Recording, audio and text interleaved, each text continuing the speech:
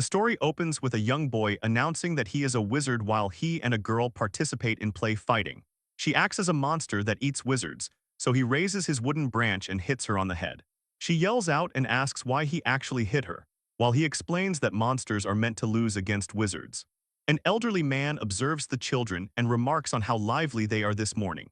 The boy recognizes the man as Rabbus. He then inquires about what is needed to become a wizard, while Rabbus clarifies that one cannot simply become one by wishing for it. He describes wizards as the peak of humanity who rule from the highest social ranks, adding that they are nobles and knights who inherited the ability to use magic from their ancestors. He informs the children that they unfortunately cannot become wizards, while a nearby villager asks the elder how he could say such a thing before asking if current rumors are true. Rabbus asks for clarification on what he is referring to, and the man mentions hearing news that a monster has appeared. He confirms that the report is indeed true. He notes that a man named Rop came across it at the entrance last night and describes a creature covered in pitch-black shadows that was a leopard the size of a house. He reassures the man not to worry because the village chief went to the city to request a wizard and believes he will bring one back to subjugate the beast. The girl's mother expresses her relief at this news. She asks her daughter if she heard that and warns her not to go into the forest for now. Rabbus cautions everyone to be careful since killing a monster is almost impossible without a wizard. The villager asks if all the residents have been informed, and when he says they have, he asks if a certain person has been told as well. Rabbus asks who he is talking about. The man explains that he is referring to the shepherd on Hisarul Hill. High up on the hill, we see a shepherd named Tyran. He rests while looking up at the sky and thinks about how dull his life has become. He reflects on viewing the same scenery and the same day over and over again. He wonders if he will eventually forget how to speak. Rabbus arrives and calls him a pathetic brat. He remarks that the sun hasn't even set yet and he is already slacking off, while Tyran tells him to move because he is blocking the sunlight. Rabbus yells that he lacks manners and asks if he is still holding onto a grudge from a past incident. Tyran asks if he is talking about the time his mother died and the old man tried to quietly turn the sheep into shared property. Rabbus simply clears his throat in response. Tyran says that if that is what he means, then yes, declaring that he is not generous enough to share his mother's inheritance and stating they are not close enough for pleasantries before telling him to leave. Rabbus shouts in frustration at the young man. Tyran glares back and asks what he wants. He informs him that a monster has appeared, causing the shepherd to ask about it. Rabbus explains that it is a leopard the size of a house that Rop found. Tyran admits that the situation is a serious problem, while Rabbus notices that he is not even scared despite being the most likely target. He tells him to be careful since the village chief went to request a wizard. He claims he only came because he was worried about him, but Tyran thinks the old man is not being very honest. He suggests the man was actually worried about the sheep and not him, as Rabbus prepares to shout again. Tyran tells him to get lost if he is done talking because his breath smells like rot. The old man walks away into the distance. Tyran reflects on how monsters are beasts that wield mysterious power and magic. He considers that if humans have wizards, then beasts have monsters. He is pleased that a wizard is coming because it means he can finally see one in person. However, he wonders if a wizard summoned by a rural village chief will even be anything special. Still, he wants to see just how strong they truly are. Suddenly, his nose catches a whiff of something. Tyran realizes the smell is coming from blood. He heads down into the forest and follows the scent. He says he is sure the source is in this direction. He focuses harder on the scent and walks in that direction, but suddenly he stops. He looks down and sees Rabbus torn into literal pieces on the ground. He thinks about how the man told him to be careful, yet went in first anyway, reflecting that he did not expect the blood smell to belong to Rabbus. He notes that this is not a wound an ordinary wild animal could make. He is sure that it has to be the monster. He hears something approaching as a massive paw lands on the ground and a large monster appears. Tyran looks back while the monster creeps closer and he stares directly at it, realizing that the reports were true and a monster really exists. Back in the village, the boy playing wizard asks his father how strong a monster is, and if it is true that adults cannot beat it. His father says they are insanely powerful, explaining that if ordinary adults rush it, they won't even be able to collect their bones. The child asks what will happen to their village if they cannot beat it. He tells the boy not to worry because the village chief will bring a wizard to subjugate the beast. The boy asks if the wizard will lose to the monster. His father says that of course they won't lose, describing them as great beings born with the power of magic who will kill the monster with a single word. As the beast lunges at Tyran, he looks at it and commands it to die. The command causes the monster to backpedal and create distance. It snarls at him as he releases an aura. He wonders if his power is not working. The monster leaps again and he tells it to stop. The creature pulls back once again. He reflects that he knew killing it would not work but wonders why it cannot even be stopped. The monster attacks but Tyran dodges the strike. The beast turns and sees him off to the side. Tyran decides on a plan and reaches into his coat. He pulls out a rock and says that a shepherd should do what a shepherd does. The beast prepares another strike. He tells the stone to harden and places it in his sling, while his eyes glow gold as he tells the stone to become faster and swings the sling. He takes a step forward and tells the stone to pierce through. The stone flies with a speed that seems to break the sound barrier. The rock flies toward the beast at full speed, and it is so fast that the monster can only dodge it slightly. The stone grazes the beast while cutting its ear and flying into the air. The beast dashes towards him with its mouth open and ready for a final attack. Tyran says that it is actually aiming for the head. The rock suddenly stops in the air. It twirls and smashes into the back of the monster's skull, blowing it off. He stands over the corpse and reflects that this is his first time using the move on a monster. He wonders if he should toss the carcass into some valley. He grumbles that those village bastards really put him to work. Tyran is a wizard. He realized his special abilities 8 years ago while he was only 10, at which time the young boy made logs fly through the air. Excitedly telling his mother to watch the logs flying, the child called out to her and announced his ability to create fire and wind. But his mother screamed for him to stop, and he reflects that it was the first and last time she ever got angry. Asking what was wrong, he was told to come and have a chat with her. She then asked if he wanted to live with her for a long time. Tyran answered that he did. She made him promise to never use this power from now on, insisting that he must never use it in front of other people. She asked if he remembered the story about the noble and the knight. Confirming his memory, he listened as she explained that magic users are called wizards regardless of their status. She noted that nobles and knights are fundamentally different. Nobles are descendants of divine beings called the Freyans who came to save humanity, while knights are descendants of nobles mixed with humans. The boy confirmed his understanding. She clarified that this is why they differentiate between ranks even among wizards. Explaining that he inherited power from his knight father, she warned of evil nobles who treat knights like slaves. She told him to remember that nobody can know he is a wizard. 8 years have passed since that day. Tyran has continued to uphold that promise to his mother. He declares that the promise will not be broken. He has no desire to reveal himself as a wizard or to descend the mountain. Suddenly, someone pounds on his door and yells for him to come out. Tyran opens the door and goes out to meet them. He yawns and asks if they are claiming that he killed Rabbis. The villagers grab him by the collar and shout that he is shameless. They accuse him of hurting Rabbis and throwing him out to be eaten by monsters.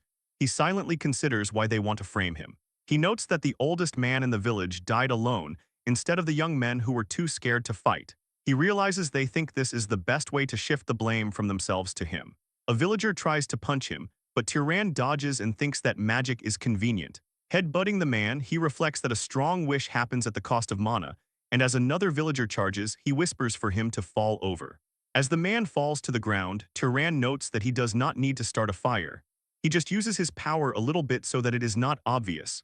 Just enough so that they do not die. He declares that he will dominate them. The fight continues as everyone charges at him, but after some time, all of the men are defeated and lying on the ground. For 8 years, Tyran has hidden the fact that he is a wizard. He tells the men they should have used that strength for the funeral of Rabbis. Asking the nearby women if they are here to fight too, they reply that they only came to see him. He tells them to take those idiots down with them. Inside his home, he reflects that it is going to be chaos in the town again. He suspects they will use this as an excuse to rip him off when he goes to trade. He decides he can simply beat them up until he gets a fair deal. He thinks he gave them a proper whooping and they should not be back. Loud knocking begins again and he calls them insane. He throws open the door and asks who it is. He finds a tall man standing there. The man apologizes and says he thought he could ask for a favor in his travels, wondering if he has disturbed him. Tyran wonders if he is a traveler. He apologizes and notes that a few uninvited guests just came by moments ago. Reflecting that his mother taught him manners, he wonders if that was proper, feeling awkward since he never talked nicely to people in this town. He observes a traveler with a sword in this sleepy old town. He tells the man that if he is looking for an inn, he should look elsewhere, but the traveler's stomach rumbles loudly. Tyran sighs and tells him to come in. He prepares a meal and explains that he is not well off, so they do not have much. The man calls it a feast and notes that Tyran must have never met someone from outside the town. Tiran says that is right. He explains he was born and raised on this hill and has lived as a shepherd all this time. He notes that it is rare for this small town to get tourists. The man looks at him and finds it interesting. Commenting that for someone who grew up as a shepherd, he is well versed in manners, the man assumes his parents taught him well. Tiran explains he learned from his mother, but she died a few years ago due to an illness. The man says she raised a proud son and is surely among the gods in a palace in the heavens. He thanks the boy once again, while Tiran says he just lives the way his mother taught him. He asks what brings the man all the way out here to this country town, and the man explains he was asked a favor. Tiran asks what kind of favor, so the traveler says they were looking for someone to take care of a monster puma. He declares that he is a wizard. Tiran realizes he must be the wizard the village elder talked about, and the man says that is right. He asks if he can ask a question now, and Tiran says sure. The man explains that he senses a monster in this area, but he does not see one. He finds it weird that Tiran knows about the elder and the monster yet remains calm. Nodding that if the monster went for a human, it would be him, he asks if Tiran is scared. He remarks that Tiran seems awfully brave for a shepherd. He asks Tiran who he really is. Tiran remembers asking his mother why nobody can know he is a wizard. She explained it is because of the bad nobles. Comparing nobles to shepherds and knights to the dogs that nobles keep, she warned that they might treat him with love, but they can sell him off or sacrifice him. She told him she does not want that kind of life for him and asked if he wanted to keep living with her, to which he said yes. She told him to remember that nobody can know he is a wizard and warned that if other wizards find out, they will separate them, and they would turn him into their shepherd dog to be discarded at any moment. She told him that to avoid being found out as a wizard, he might eventually have to kill people. Tiran thinks to himself that this must be what the situation has come to, while the older man asks if he is unable to respond to the inquiry. Kjorn stares at him for a moment before declaring that making such a face simply makes his joke feel awkward, and then he lets out a nervous laugh. Tiran realizes it was only a joke and apologizes for lacking a sense of humor, while Kjorn insists he is the one who should apologize as he realizes he must have flustered the young man. He reflects that it is his first time hearing a wizard joke, which is why it caught him off guard, while the wanderer remarks that the reaction was so entertaining that he took the teasing a bit too far. He notes they haven't introduced themselves properly and expresses that it is nice to meet him. The old man reveals that his name is Kjorn and describes himself as a wanderer. Tiran feels he should have introduced himself first and identifies as a shepherd. He states that he is 18 years old this year, to which Kjorn responds that he will be 75. Tiran thinks Kjorn looks very good for his age, nodding he doesn't look old at all, while Kjorn explains that wizards age much more slowly than ordinary people and enjoy significantly longer lives. Tiran asks how he ended up becoming a wanderer in the first place, and the man explains that after serving the Arabian family for 60 years, he finally left. He says that in his later years, he desired to roam from place to place without the need to settle down, and Tiran calls the idea romantic as the two of them continue their harmless conversation. Tiran reflects that sharing a conversation with a good person like this is something he never realized would be so enjoyable. They continue chatting until the sun begins to rise over the horizon. Kjorn realizes he didn't notice how much time he was spending as the light grows. He hands over a coin of Arabian silver, explaining that it is the purest of silver coins and worth more than the meal. Tiran accepts the payment gratefully and wishes the man a smooth hunt, while Kjorn tells him to stop acting like they will never see each other again. He suggests he might come by a few more times to mooch off him before he eventually heads out. Later in the day, Tiran walks out to the field when it is time for the sheep to graze. He commands the animals to gather, causing them to look at him and begin walking his way. He reflects on the fact that this was the first time he has ever met another wizard, and wonders how long it has been since he shared a conversation that felt so naturally comfortable. Tiran notes the ease and humor that naturally seeped into the man's speech was more than any adult he's ever met. He considers him a truly good person, recalling that the man even returned with a wolf. Tiran had always thought knights were just emotionless hunting dogs used by arrogant nobles. He wonders how he is supposed to tell the man that there are no more monsters on Hisarul Hill. Meanwhile, Kjorn walks through the forest and notes that the surroundings feel strange. He sees traces of a battle, but notes that he cannot feel a monster's presence anywhere.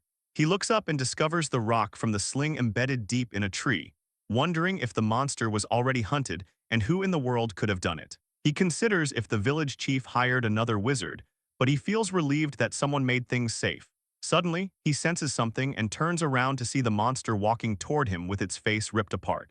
It releases a blood-curdling howl as Kjorn identifies it as a monster's wraith. He wonders who would do something like this as the monster attacks him, and he leaps backward to avoid the strike. He knows that failing to absorb or disperse mana from a dead monster's corpse turns it into a wraith, and he notes that a wizard who hunts monsters would certainly know this fundamental fact. Leaping high into the air, he concludes that the person who killed the beast was definitely a wizard, and he asks why they would leave it to become a wraith or if they were simply ignorant of the outcome. He reasons that a novice knight who doesn't know the basics could never have killed a monster like this. He wonders if they had some other intention, but decides that either way, he must destroy it. Drawing back a bow made of sheer lightning, he launches a magical arrow forward. The magic simply disperses as soon as it comes into contact with the monster's body. Kjorn asks if the monster's mana is vastly stronger than his. Suddenly, the monster disappears into the ground. He wonders if it is trying to counter magic with magic and wonders where it has gone. The creature begins to appear from his own shadow and looms over him. It swings down and strikes his arm, causing blood to fly from the impact.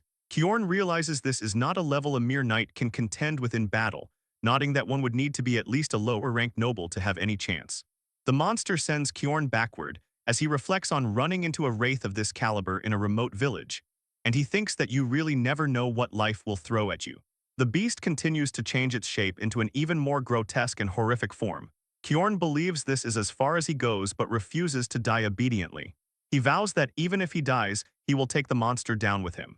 He plans to concentrate all of his mana into his hand for a final effort and stab the creature directly the moment it lunges at him. As the monster and Kjorn charge at each other, something shining comes flying out of the jungle. It was a rock that hit the monster hard. Kjorn is baffled as he watches the creature fall on the ground.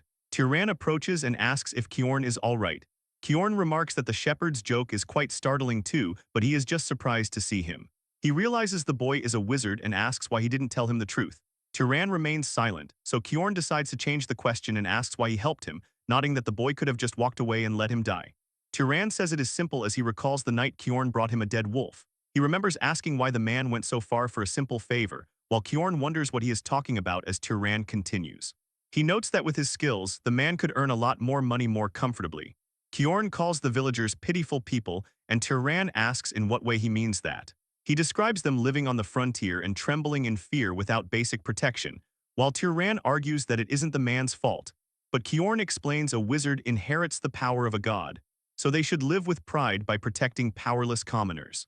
He admits that not every wizard thinks this way as everyone has their own way of living. Tyran smiles and tells him exactly that while the monster rises for another attack. Kjorn tells him to listen carefully because this is not a level they can handle. He warns it is a monster they cannot fight unless they are at least a noble, and he tells Tyran to inform the village chief immediately and help everyone evacuate. He vows to hold the monster off here. Kjorn admits he talked big but doesn't know how long he can actually last. But Tyran tells him that it is okay as Kjorn asks what he is saying. Tyran tells him if the attack he just used managed to land, then everything is going to be okay, while Kjorn asks what he is talking about, wondering if that attack wasn't his full strength, and he thinks a young knight hiding in the mountains couldn't hunt a wraith that even nobles deal with. That's what Kjorn thought at first, but he realizes what he is seeing isn't just a small connection made in a rural village, nor is it the reckless bravado of a young knight who ran from nobles. The scene before his eyes could be the beginning of a wizard who will turn the world upside down. Tyran declares that he was also curious about what his limits truly are. As Tyran stands before the monster, he declares that he wants to test his limits. Kjorn announces he will not permit the boy to face this alone, warning that despite his remarkable talent, this opponent is too formidable for them not to join forces. As the monster attempts to strike him, a sudden attack sends it flying. Kjorn realizes he would only be an obstruction since he could not even react to that previous attack. He acknowledges that at this moment, he provides no assistance to his companion. He decides that his current role is to help the young shepherd's talent truly bloom. Meanwhile, Tyran stands firm while launching a continuous series of attacks at the beast. However, he realizes the situation is not as favorable as it seems because his physical strikes are taking no effect. Kjorn shouts that it is impossible to kill a wraith with physical attacks alone. Tyran asks how he is supposed to slay the creature then, and Kjorn instructs him to use fire or lightning. The boy's eyes begin to shine as fire appears, yet it simply bounces off the monster, leading him to observe that it is not working.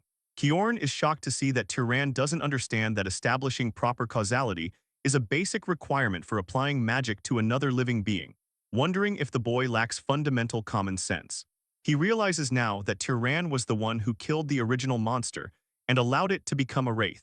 This leads him to the conclusion that Tyran has never actually absorbed mana in his entire life. He tells Tyran not to simply light a fire but to create the flame and then shoot it at the target, yet he remains stunned by just how strong the boy is already.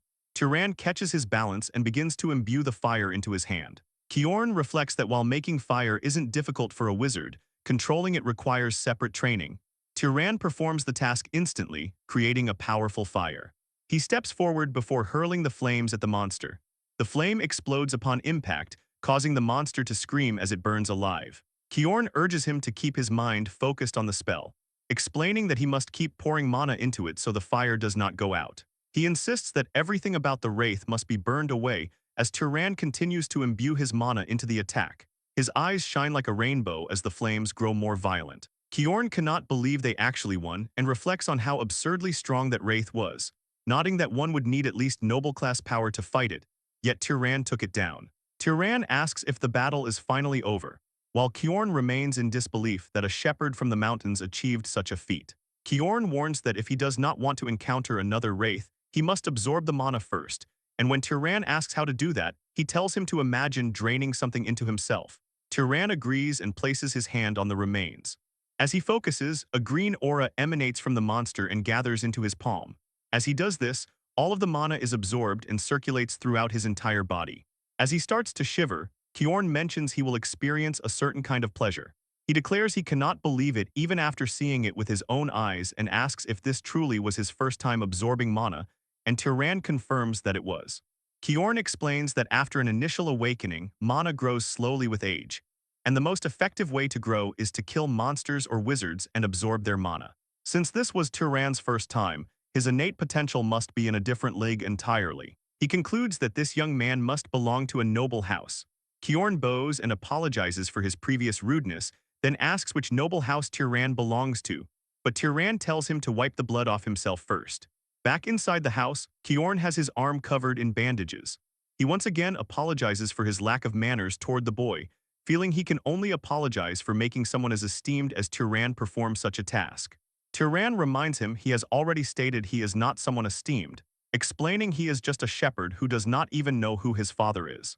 He glares and tells him to stop the formalities, while Kjorn agrees and tells Tyran not to glare at him. But the man wonders why a powerful wizard would choose to be a shepherd, explaining he does not mean to belittle him, but the role simply does not seem to suit him.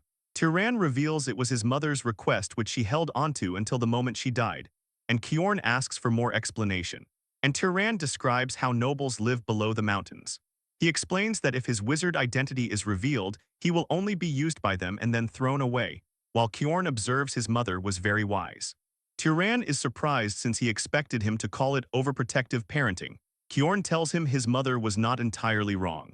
He reflects that wizards have great power and that great power inevitably brings conflict, recalling a major war between noble houses just 20-some years ago. He explains it was a conflict between the House of Arabian which he served and the Great House of Zahar, noting that so many people died in that war. Out of roughly 3,000 Arabian knights at the time, more than 900 died. He reflects that nearly a third of them were lost. Sadly, he realizes everyone close to him was in that third, remembering his friend Denver, his teacher Hartman, and his beloved wife and son, who were all massacred by House Zahar. He concludes that his mother was right to an extent, as a knight's life can vanish more easily and meaninglessly than a commoner's. However, he points out that the one thing she was wrong about was Tyran's aptitude. He admits it is embarrassing to say while in his current state, but he is a knight with fairly good skill, yet Tyran easily destroyed a monster wraith that he himself could not bring down. He tells the boy his potential is not merely that of a knight but is at minimum noble level, and even among them, he possesses at least upper-tier aptitude. Tyran asks if his mother was lying when she said his father was a knight, while Kjorn explains that on rare occasions, a child worse than a knight is born among nobles, or a noble-class child is born among knights. In that sense, he suggests it would be better for Tyran to leave this hill and enter the world. Tyran asks why he should do that, and Kjorn explains that humanity desperately needs more strong and kind nobles and knights, because humans are still not the complete masters of the world. Long ago, other races pushed out by the gods were left watching for a chance to rise again, In the midst of this, nobles only continue to wage war against one another. He argues this is an age that desperately needs someone strong and kind like Tyran. More than anything, he asks if Tyran is truly satisfied living as a shepherd. Tyran looks at him and asks what he could even gain by going below the mountain. Kjorn explains that it depends on his desires, whether it be wealth, fame, authority, family, or friendship, nodding that any of that is hard to obtain here. He tells him to try imagining the possibilities where he could wander as a wanderer and destroy monsters, or become an explorer in the unknown, or be adopted into a house to walk the path of power. Tyran admits that listening to him, he thinks the man is right. He notes it would be more interesting than herding sheep here. For the first time, he is seriously curious about the world outside. Kjorn worries he might be planting expectations for no reason, but promises to support every possibility Tyran has. Then he asks about his bloodline ability, and Tyran asks what he means.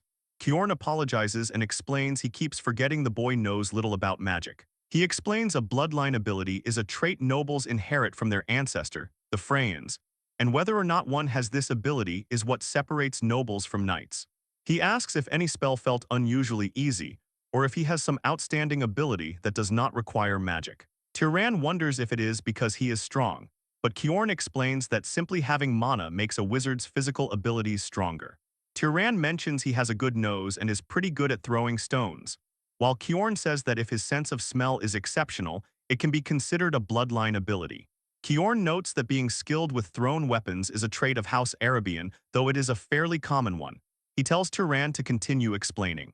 After some time, Kjorn declares that he thinks he knows which house his abilities are closest to.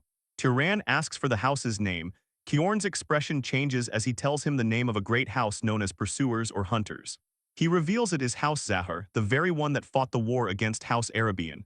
Tyran is visibly surprised by this.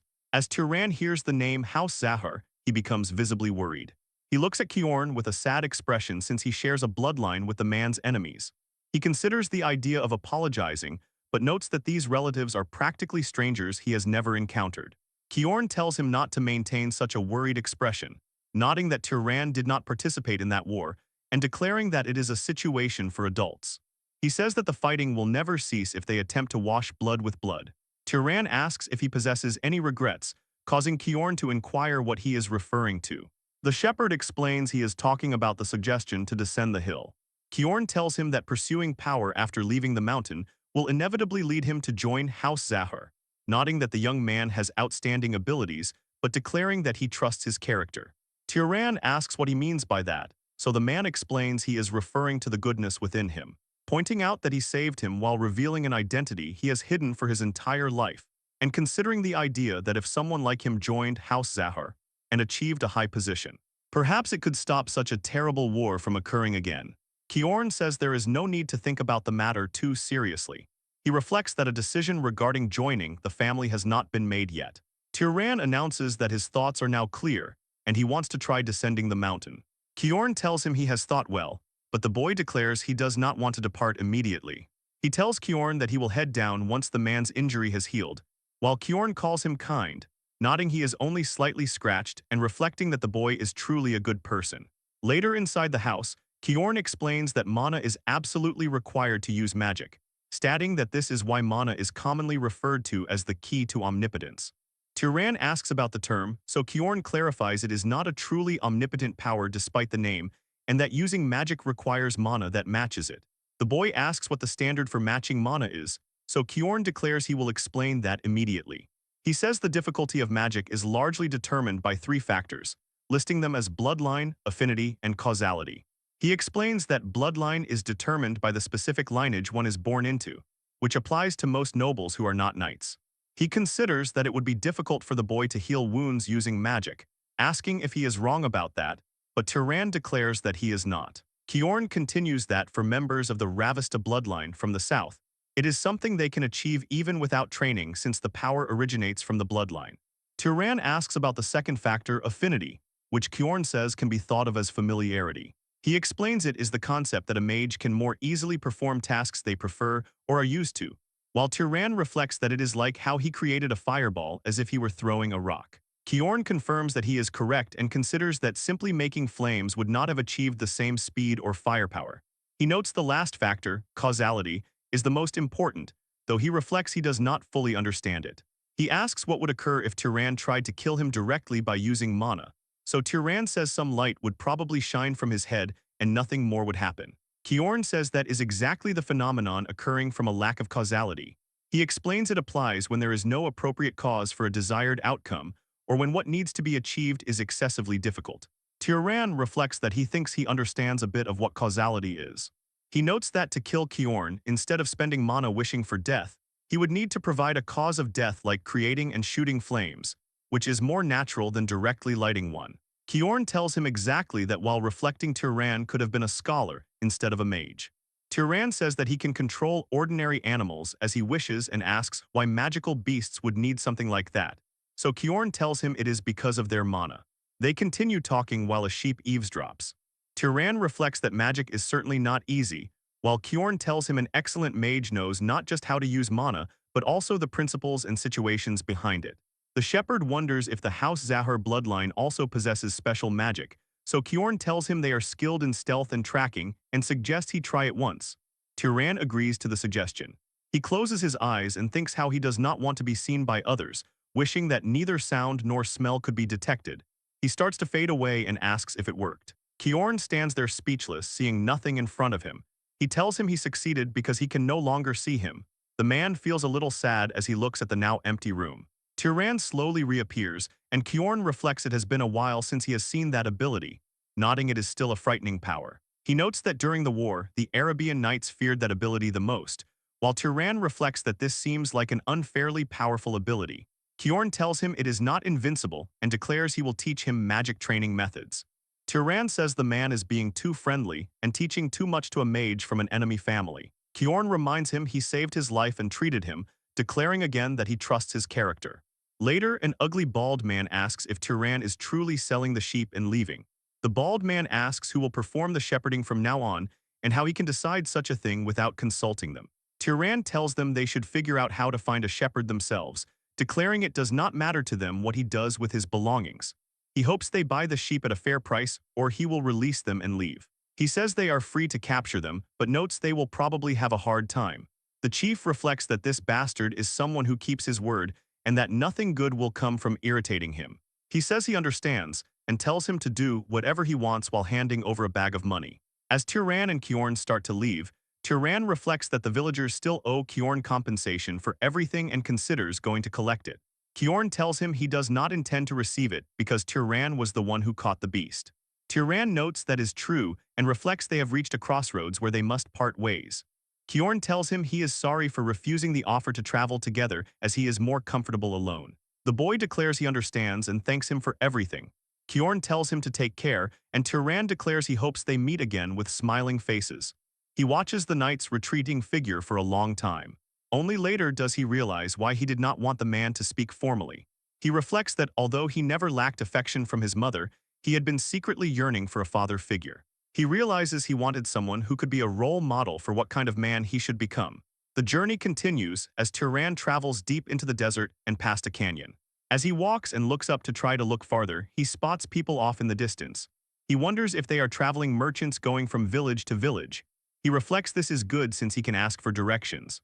Tyran reaches near them. A man asks who he is to block their path, so Tyran explains he is traveling alone and asks for the location of the nearest city. They tell him he will reach a city called Mure if he follows the road they came from. Tyran thanks them for the information and starts to leave, but one of the men tells him to wait. He asks if the boy is really going to leave after receiving information, while Tyran asks what he is talking about and wonders what he wants. The man tells him he should give something in return if he receives something. They take out their blades and tell him to take off his bag. Tyran asks if they are bandits, and the man asks what he will do if they are. The man who gave the directions declares this is just recklessness, nodding this is a wasteland where no one would find it strange if someone died. He points his sword at Tyran and tells him to take off his bag and cloak while they are being nice, because killing and stripping him would be unnecessarily bloody. Tyran understands and notes they are bandits who kill people. He remembers his training with Kjorn, practicing magic with him and remembering everything the man told him. Recalling Kjorn, Tyran declares he will use them for practice.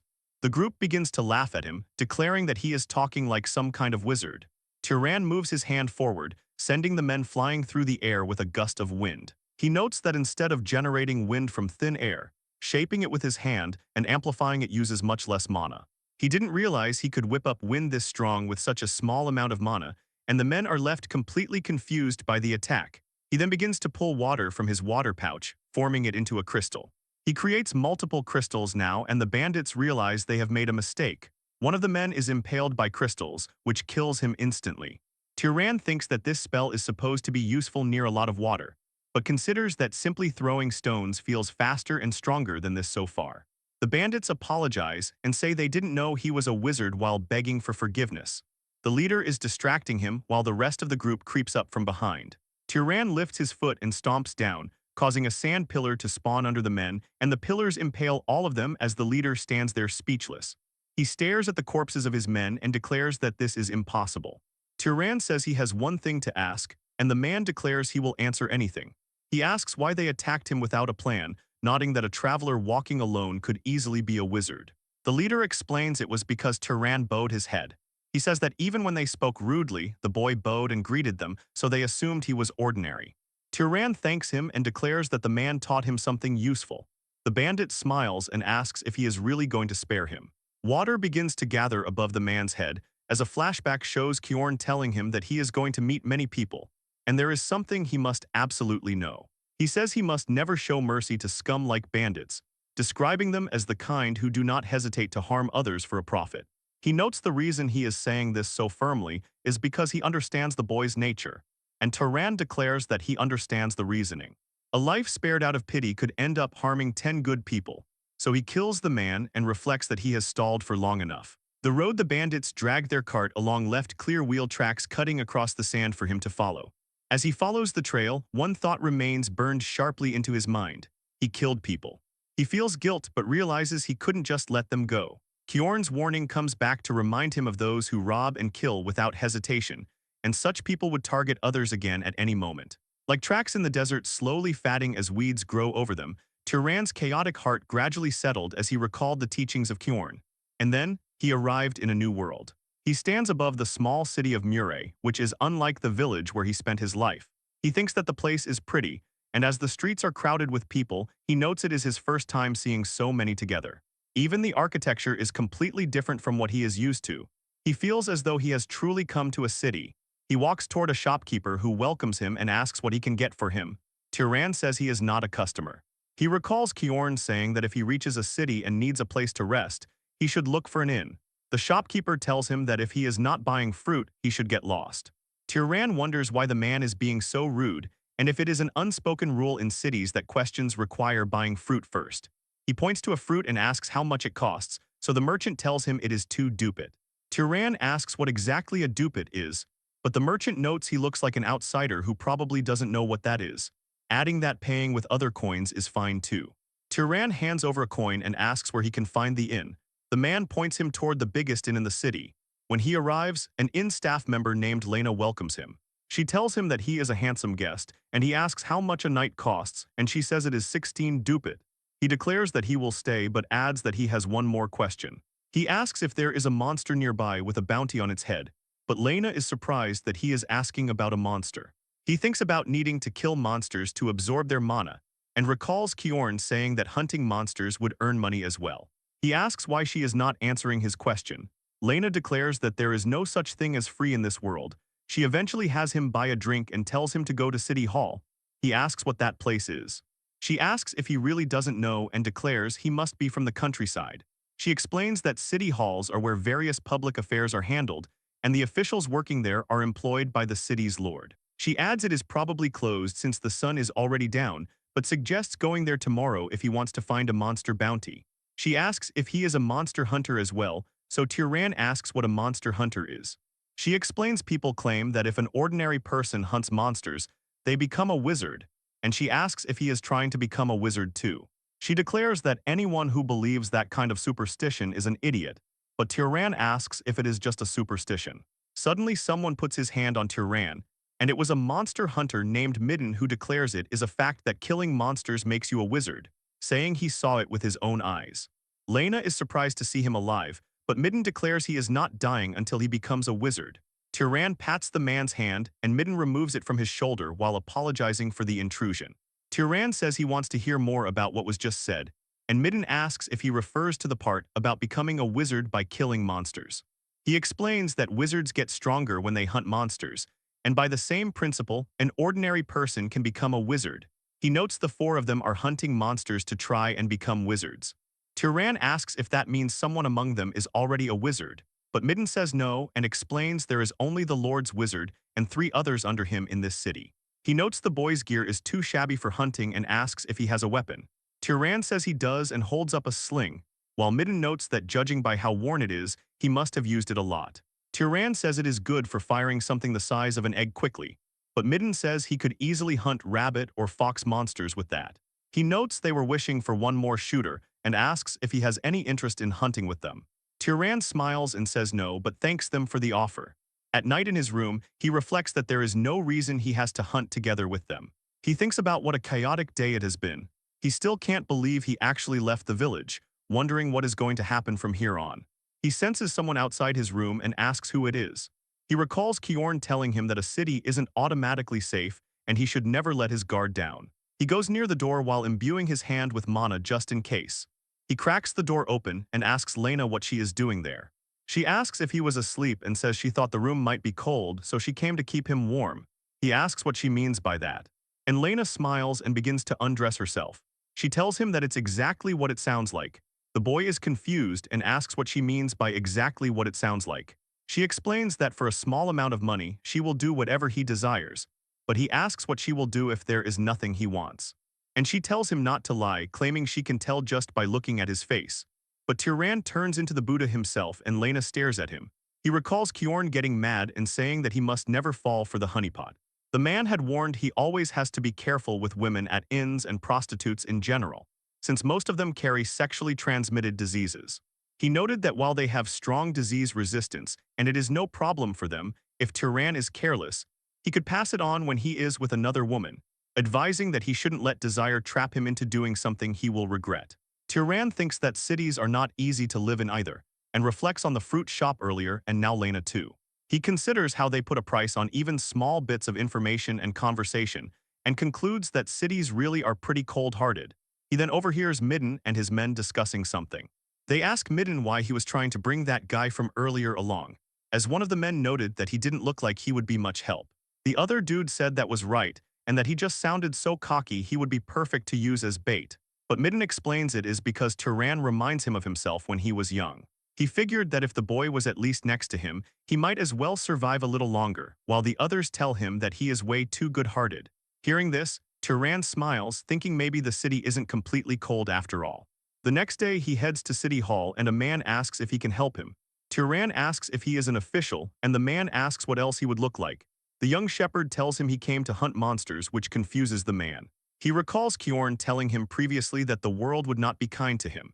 He thinks about it the other way around, nodding there's no reason it has to be kind, and he was advised that if he wants people to treat him kindly, the method is simple. He must reveal that he is a wizard and ordinary people will bow their heads. The official hands him a paper and says that he cannot take it with him. He instructs him to look and then hand it back. Tyran asks if it is a crow monster, and the man asks if it looks like a cat or something. He explains that it is unlikely, but if he kills a monster, he has to bring it to the city, nodding a wizard is needed to disperse the mana so it does not become a wraith. He warns that if he kills a monster and leaves it abandoned, the penalty under city law is execution. Tyran knows this and understands what happens when a monster becomes a wraith, and he cannot repeat the same mistake. Tyran then asks if knights don't hunt monsters, but the official says they are not people with time to spare. He explains a knight's job is to maintain public order in the city. He notes that hunting monsters outside the city is something for thugs like him to handle. And as Tyran leaves, the official comments that another corpse is going to pile up outside the city. But later he comes with the dead monster with a giant hole in its chest. Everybody is surprised, unable to believe what they are seeing. They ask him how he managed to bring it back so fast and if he killed it alone. Tyran says that he did and asks if he can receive the reward for killing it. The official says they will give it to him and runs to get Tyran's reward. He hands over a bag and tells him to go get some rest. The other officials talk about how incredible it is because even its wings are still intact, and they wonder if it is possible to bring back a blade crow in this condition. The official thinks about it and looks over, asking Tyran why he is still here. Tyran asks if there are any other monsters worth hunting. They ask if he is really planning to go hunt more. Later, Lena tells him that these are the most expensive items on their menu. She never dreamed that someone like him could defeat 30 monsters in just 3 days. She says he must have made a lot of money from the bounties, while Tyran continues to eat like a baby. He responds that money isn't his only goal. More precisely, the goal is the monster's mana, and thanks to that, he has definitely gotten stronger. He notes that compared to when he met Kjorn, his mana has increased severalfold. However, he can feel a limit approaching, and with only weak monsters' mana, it is going to be hard to get any stronger. He then tells Lena that he has a question for her, and she asks what it is, and he asks if she took a bite of this, but she reminds him that he ate it all by himself. She notes that even though he is skinny, he can definitely eat, and the chef says he made it for the first time in a while and is happy he enjoyed it. Tyran says it was delicious, and as he stands up to leave, one of Midden's men grabs him by the coat. He asks if he is really eating something so tasty by himself. They make fun of him, saying they have heard that he has made a lot of money and suggesting he should give some charity to his partners. Tyran hits him in the face, and the man stumbles backward. Tyran asks if he wanted some more charity. Another man gets pissed and swings at him, but Tyran dodges and hits him in the face too, while one runs at him carrying a chair and swings, but Tyran blocks it.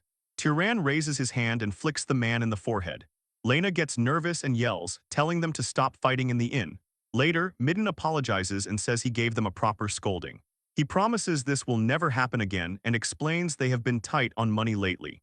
He says they just got jealous when they saw him and tells the other two to apologize. And they both say sorry. Tyran asks if things are that hard for them, and Midden says they have just been limited. He doesn't think they will be able to pay the room fee, but notes that it is their problem. Tyran then takes out a bag of money and tells him to take it. Midden asks why, and Tyran explains this is repayment for the kindness he showed before, remembering him saying he was worried and tried to bring him along. Midden asks how he knew about that, while Tyran says there is no such thing as free and he needs some information in return. Midden laughs and says that information is what he is best at, and he will tell Tyran everything he knows. Later, outside the town, Tyran looks at it and reflects this might be his last hunt in this city. He notes Midden gave him information about the next one, so it is about time he left for there. He reflects there was a lot more useful information than he expected, and that Midden is a great person. He thinks Midden is not as seasoned as Kjorn, but that just makes him purer and kinder. He then senses something and recognizes the smell. He starts to run in that direction, knowing what is happening but hopping his hunch is wrong. As he heads into the jungle, he sees marks on a tree.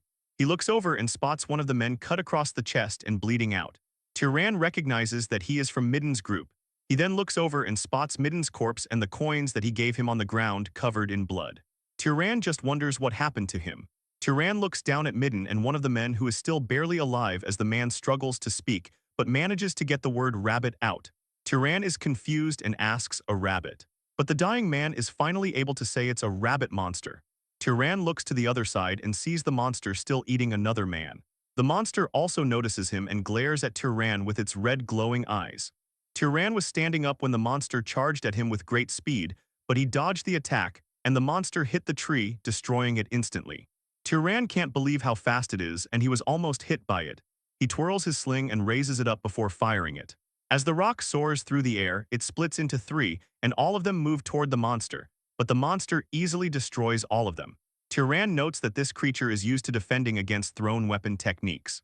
The beast readies itself and dashes toward him once more. It is surprised when Tyran completely vanishes in front of it. The monster stops the attack as it can't see Tyran, but he suddenly appears behind it with a dagger in his hand and stabs the rabbit monster in the neck. Tyran retreats and starts turning invisible using magic. The monster tries to attack at that moment, but Tyran had already become invisible, and the monster was only able to cut down a tree. The rabbit monster becomes mad and starts cutting every tree he can see. After some time, it comes to a stop as it becomes exhausted and screams loudly. As the monster loses more blood, it finally dies and falls on the ground, as Tyran was able to successfully rage-bait it to death. He then undoes his invisibility and approaches the monster's corpse. He stretches his hand out toward the beast and begins to absorb its mana. He notices that the amount of mana he is getting now is different, reflecting that it is more than the leopard monster he encountered the first time. The man who is still barely alive can't believe that Tyran is a wizard. Tyran confirms that he is, and the man asks why he is hiding his identity.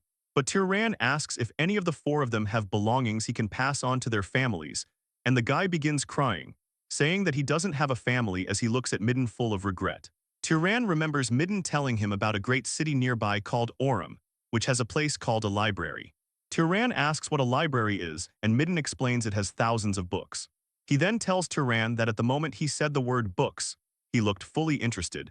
So Tyran asks if he really did, and Midden explains that he heard not just anyone can enter the library.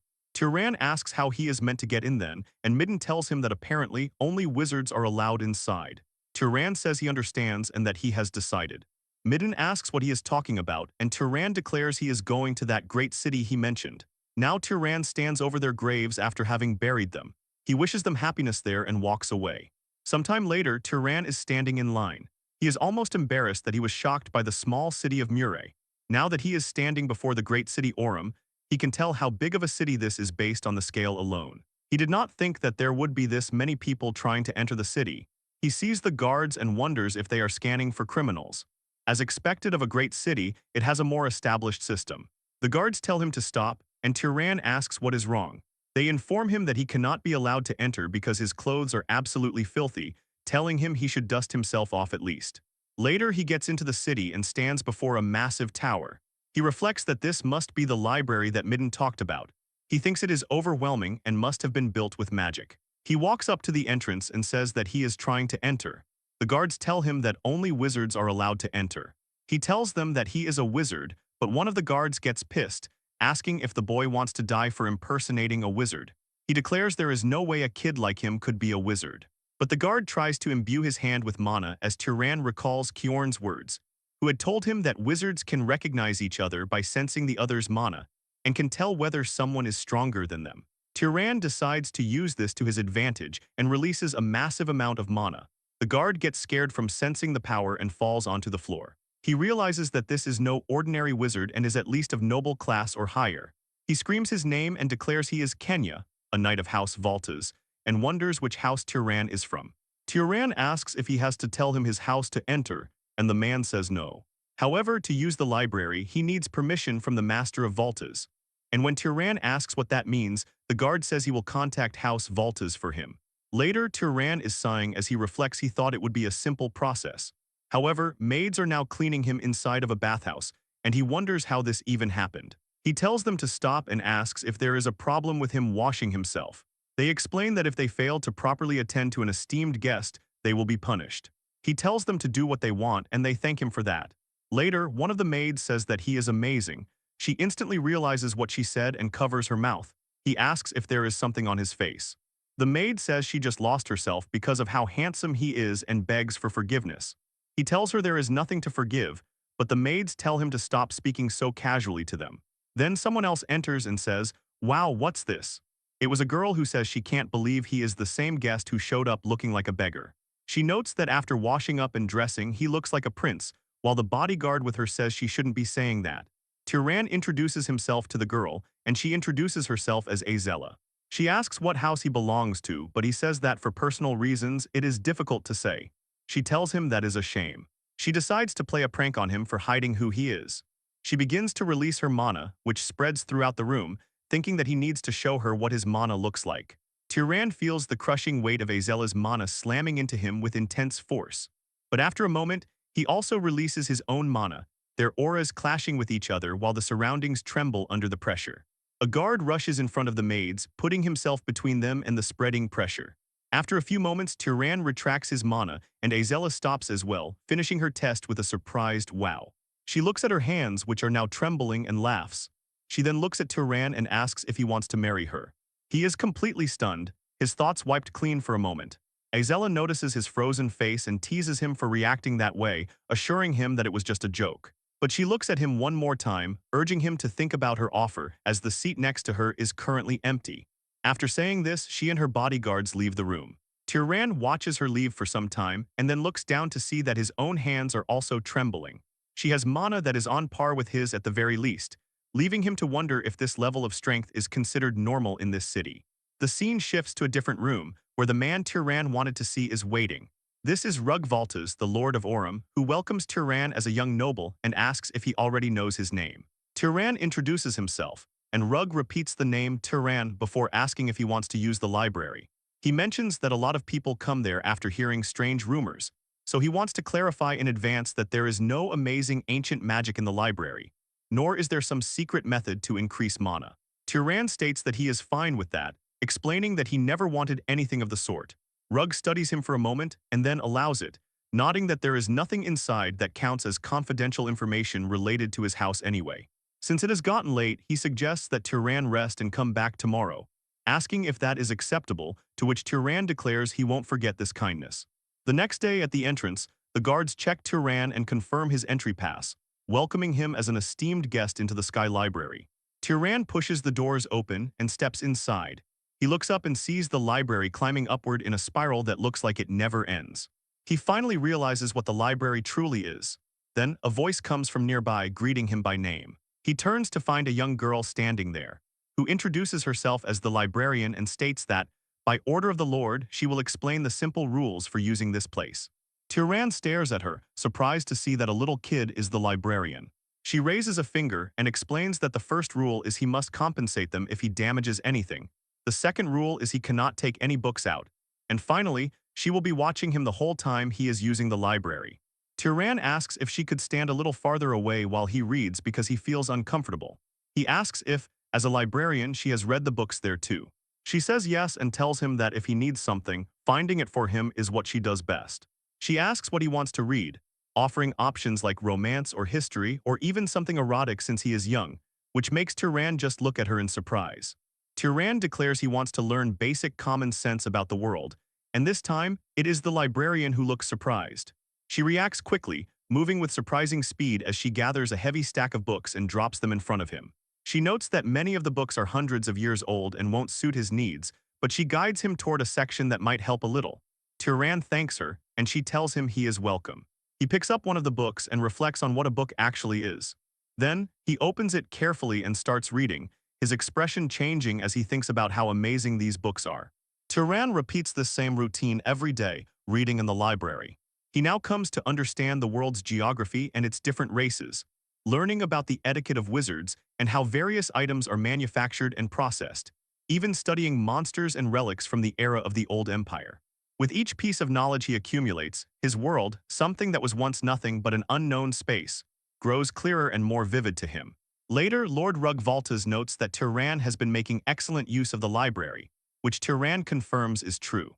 The Lord then states that, separate from treating him as a noble, allowing him to use the library was an act of goodwill, and he declares he would like to receive payment for that goodwill. Tyran does not stall and asks the Lord to tell him what he needs.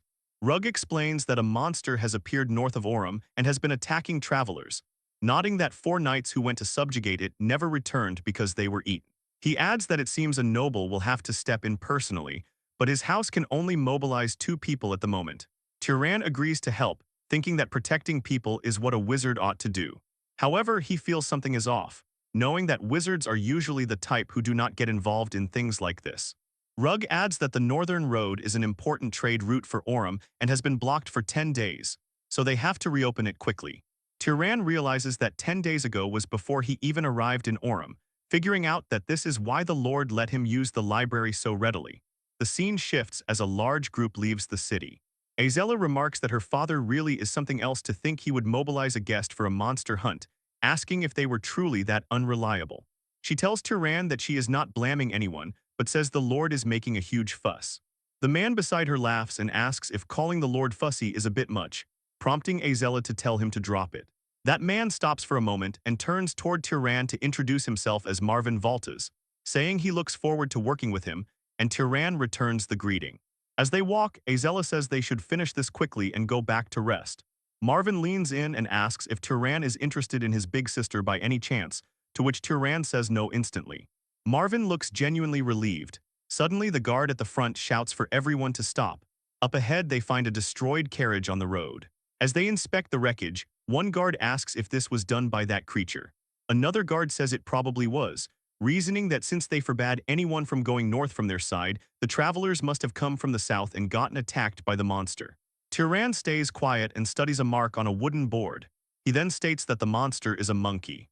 Azella repeats the word with doubt, So Tyran tells them to look at a handprint and explains that the creature attacked the peddlers and went back into the forest. If they locate its trail, they should be able to find it. Azella says she can barely use tracking magic and asks Marvin if he can, but Marvin says he cannot either. Tyran then steps forward, volunteering to try looking, and searches for something amidst the carriage parts. Azella asks if he is from a specific tracker bloodline, but Tyran just picks up a small piece of cloth and simply says he uses this method a lot and is used to it. He closes his eyes, smells the cloth, and activates a search spell. He opens his eyes and a blue energy trail becomes visible to him. He points toward the forest and leads them that way. The trail stops at a river where Tyran notes that it looks like the beast washed its body. Azella refuses to believe a mere beast did that on purpose to avoid being tracked, while Tyran suggests it might have just washed because it wanted to. Suddenly, Tyran sees those blue lines again and warns the group that the beast is behind them. A massive monkey monster with glowing red eyes emerges, roaring loudly. The monkey raises its hands in which it is holding large stones. The knights see this and shout for everyone to dodge. The monster launches the stones, which are so large and fast that anyone hit by them is heavily injured. Tyran barely escapes the attack, but he is more surprised by what he is seeing. Azella and Marvin do not dodge the attack but use the knights as shields, and because of that, those knights are heavily injured. After the attack stops, Azella simply throws away the knight she was holding as a shield. Tyran finally understands that his mother was not wrong. Azella screams for everyone to attack.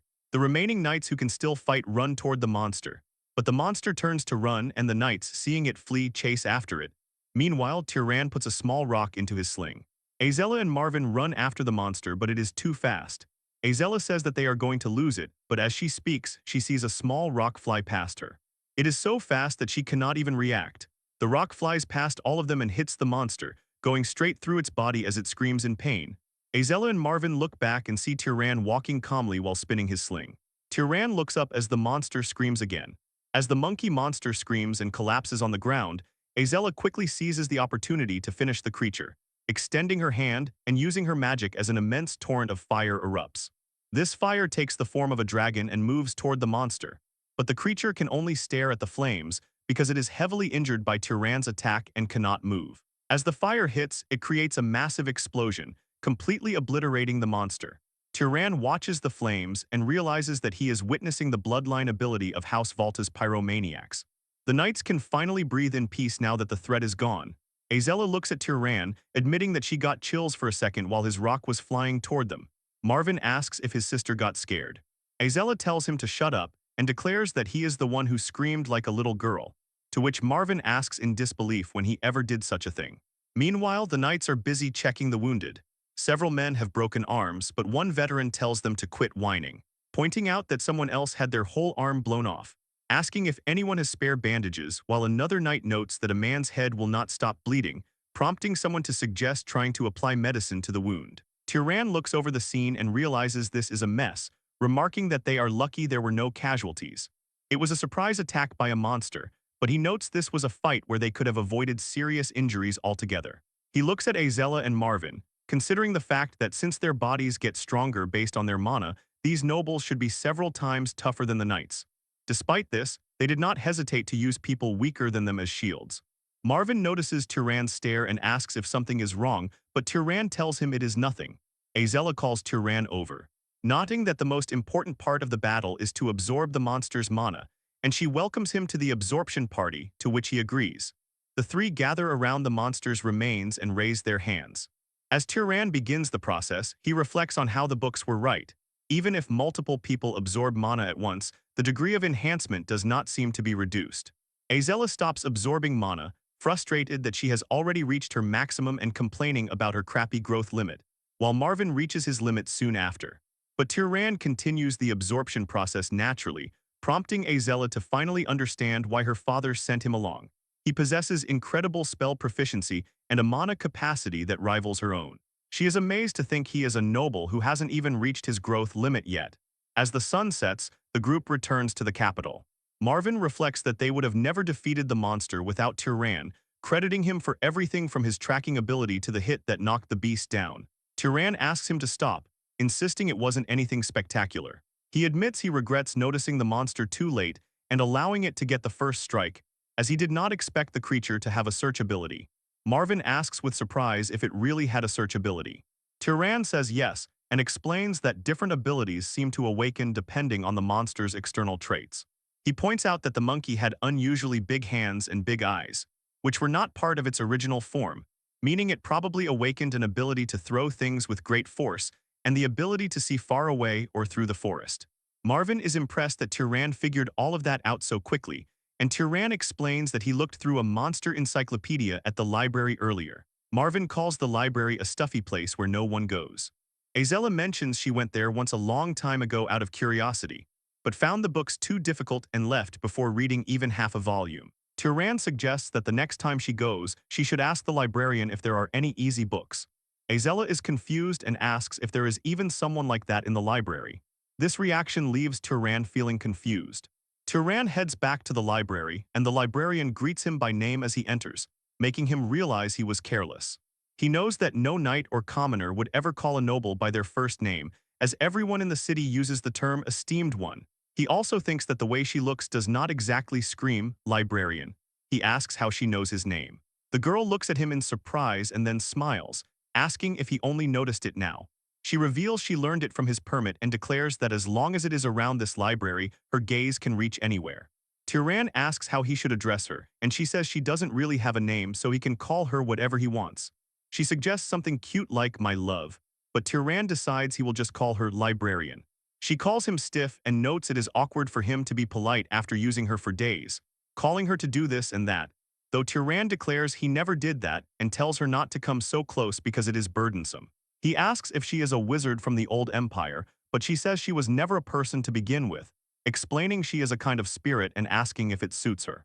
She tells him that when a soul inhabits something living, it becomes a living spirit, but when it inhabits something neither alive nor dead, it is a regular spirit. In other words, the library itself is her. This human form is just for comfortable communication based on the user's preference, and she smiles, telling him that his preferences are kind of. Tyran tells her not to make stuff up, but she insists she is like a reflection in water. Tyran looks at her carefully and places his hand on her belly, but it goes right through it. She asks where he is touching and says it feels weird. Tyran apologizes, and she complains about how annoying it is that she cannot directly exert power on intruders. She declares that if she could, she would have punished every last bastard who took books out of the library. Tyran notes it seems House Voltas does not know she exists. She explains that until now, there was no one with the qualifications to perceive her. Her creator made it so only those whose type is complete beyond a certain level could see her, and she finds it romantic that only Tyran can see her. Tyran asks what she means by type, and she explains it is what wizards call a bloodline. He asks if she can tell him about his own bloodline, but she suggests asking his parents, to which Tyran reveals he is an orphan. The spirit licks her lips and offers to check for him, saying she only needs his consent to examine his body. Tyran asks what she means by that. The spirit laughs and makes a ghostly expression before suddenly sticking her hand into Tyran's chest, which also goes right through his body, leaving him stunned. She laughs and notes that they are now connected. Tyran tells her not to say weird things but realizes it doesn't hurt. She reveals that while there are a few small bits, the big chunks are the pursuer and hunter bloodlines, asking if that is a trait of House Zahar, and he says yes. However, she notes that there is one more bloodline and says that Tyran is mixed. Tyran asks what she means by mixed, and she explains he is the result of two people from different bloodlines, though she doesn't know what the other one is because it is still locked. She says a locked bloodline isn't that rare in bloodline combinations, and that it will open naturally as he grows stronger.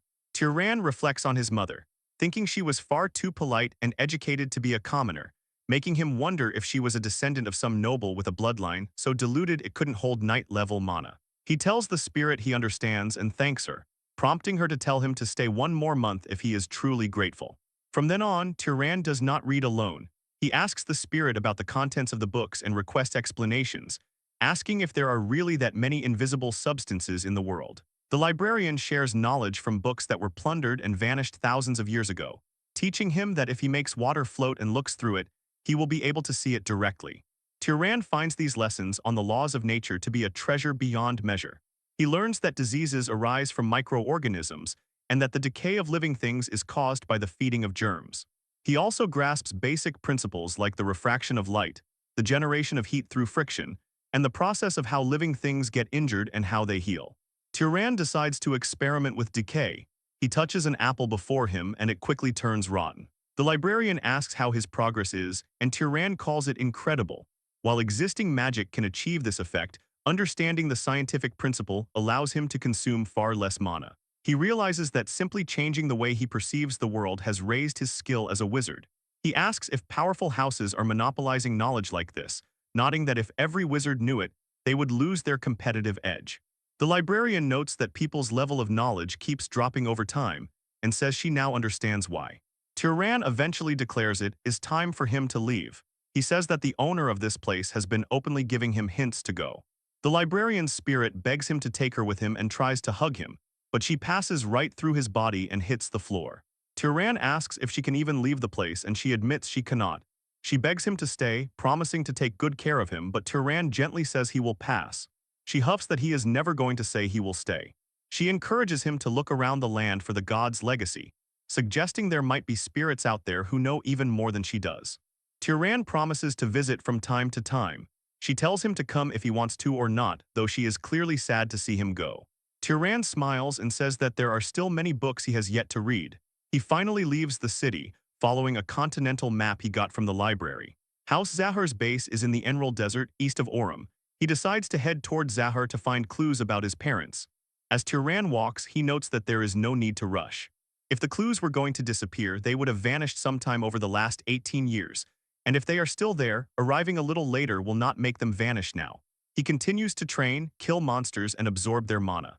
As he travels through the woods, he suddenly hears a horse neighing. He wonders what is happening and spots a majestic horse with a saddle. Tyran realizes that the horse is not attacking the man lying on the ground, but is actually protecting him from attackers. One attacker calls it a demon and asks what kind of pet monster could be that strong. Tyran watches closely, wondering if the horse is actually the one being targeted.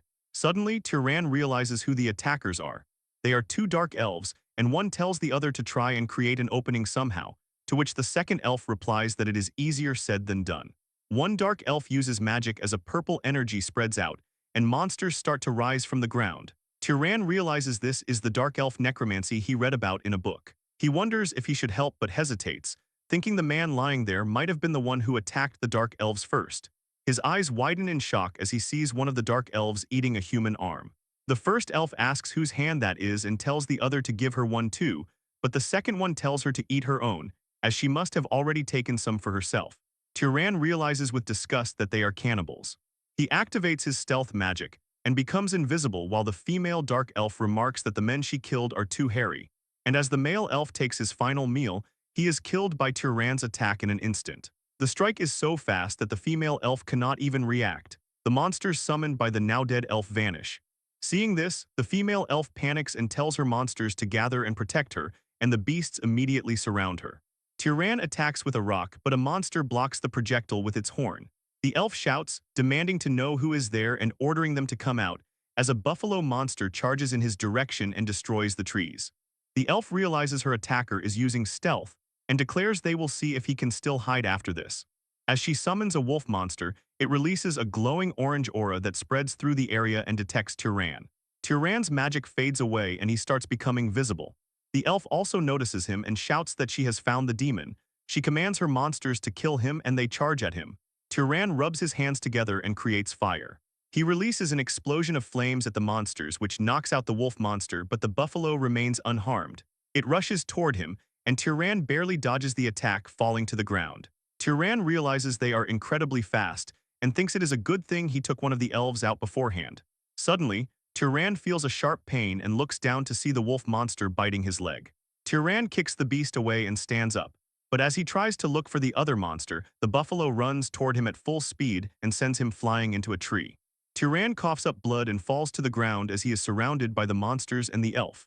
The dark elf laughs and says it serves him right, asking how he dared to kill Kel, and she declares she will make Tyran beg to die. However, the horse suddenly strikes the dark elf in the head. The elf's head is crushed, and she screams as the horse continues to trample and kick her. The elf's beasts look back and start attacking the horse, saving the dark elf.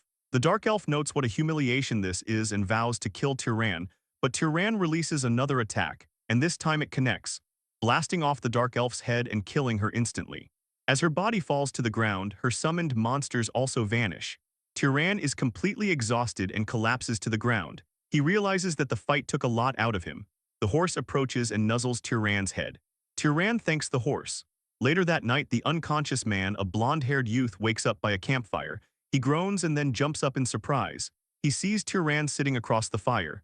Turan tells him he is finally awake. The boy asks who Turan is, and Turan explains that he saw him being attacked by dark elves and intervened to save him. The horse approaches the youth and the boy pets it, calling her Tilly. Turan remarks that Tilly is a good horse, nodding that not only did she understand she had to protect her master, but she even knew she needed to move him to a safer place. The boy thanks Turan for saving him and introduces himself as Aziz of House Berg, prompting Turan to give his own name in return. Turan asks if there was any particular reason Aziz came into conflict with the Dark Elves. Aziz explains there wasn't a specific reason. He was simply on a pilgrimage with his retainers when they were suddenly ambushed without provocation. Aziz begins to cry, saying he had heard these other races were savage but never imagined they would be this bad. He sobs for his fallen friends, explaining that the people he lost were very precious to him. Turan asks if they were his family, and Aziz replies that they were the knights and servants who came on the pilgrimage with him, and that they had practically raised him since he was little. Turan notes that Aziz seems like a good person. He asks if Aziz knows how many dark elves attacked because he killed 2 of them, and Aziz says that should be all of them. Turan then uses his search spell and senses the surrounding area. He confirms there are definitely no more dark elves nearby. Aziz asks Turan if he has any urgent business, and Turan says that he is also in the middle of a pilgrimage. Aziz is amazed that someone on a pilgrimage would have so much power, asking if Turan is the child of some great house and wondering why he is traveling alone. Turan replies that it is difficult for him to explain.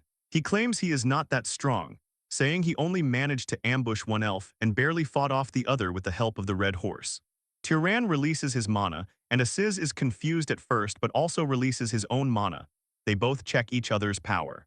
Turan is shocked to realize the blonde man's amount of mana is incredible. If he hadn't absorbed the dark elf's mana, he would have even less than Aziz. Aziz thinks that, honestly, Turan's raw mana alone is at a level where he would not be overwhelmed by 2 necromancers. Deducing that Turan must be noble-born from a powerful bloodline, and that since he is on a pilgrimage, he probably hasn't even reached his growth limit yet. Aziz wonders why someone like that would be traveling alone. Aziz then asks Turan if, assuming he does not have a fixed destination, it would be all right to invite him to House Berg, promising to repay Turan for saving his life and asking him to safely escort him back to his house. Turan asks what Aziz means by repayment. Aziz gives a large grin and declares that those of House Berg are enchanters and vassals of Arabian, the great house to the north, explaining that they belong to a bloodline that has crafted magic tools for generations. He tells Turan that he will make him the finest magic tool worthy of his skills. Sometime later, they move deep within the forest and bury Aziz's subordinates, who were killed by the Dark Elves. Aziz lets out a quiet sigh and observes that things finally seem to be coming to an end. His voice carries a hint of relief, yet he reflects on a heavier thought, admitting that he would like to send everyone back to their hometowns if he could, but adds that it will be difficult. He turns toward Turan and thanks him, to which Turan glances at him, slightly puzzled, and asks for what. Aziz hesitates before answering that it is because Turan did not mock him. He is a noble, yet he cried at the sacrifices of his subordinates, calling it pathetic. So Turan asks why he would think that is pathetic, and Aziz replies quietly that it is because that is what his father taught him. Those who fall in a righteous battle shall dwell in the heavenly palace with the gods, as he was taught that to grieve for them would be weak, and that a true noble must move forward, standing upon that sacrifice. But if not grieving over a family member's death is strength, then he does not think he could ever become truly strong.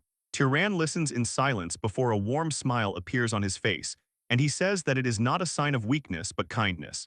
Aziz is taken aback, then tries to lighten the mood by suggesting they speak more comfortably since they are going to be traveling together anyway, nodding that the age difference between them is not that great either, and Turan gives a small nod and agrees.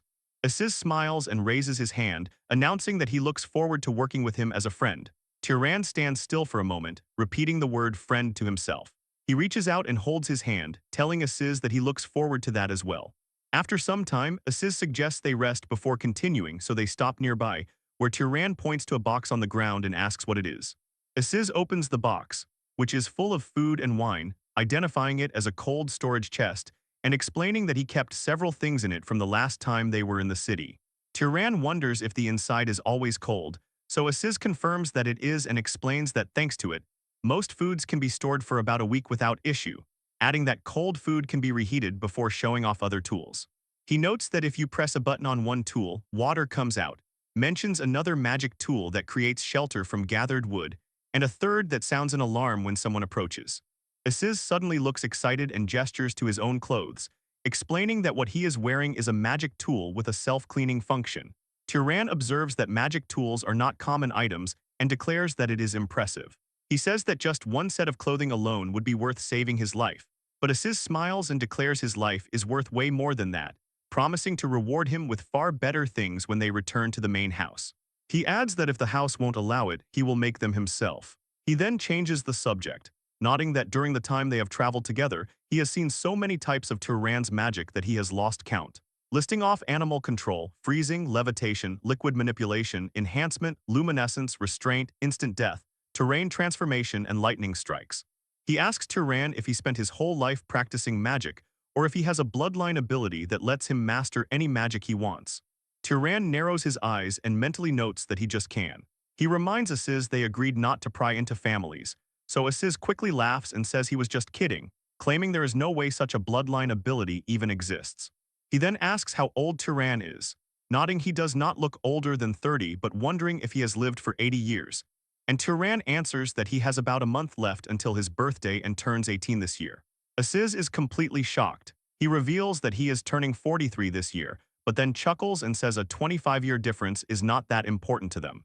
Aziz crosses his arms and says he should have known Turan had that much magic power to take down two wraith sorcerers, adding he was not expecting there to be two geniuses like him in the world, leading Turan to ask, too.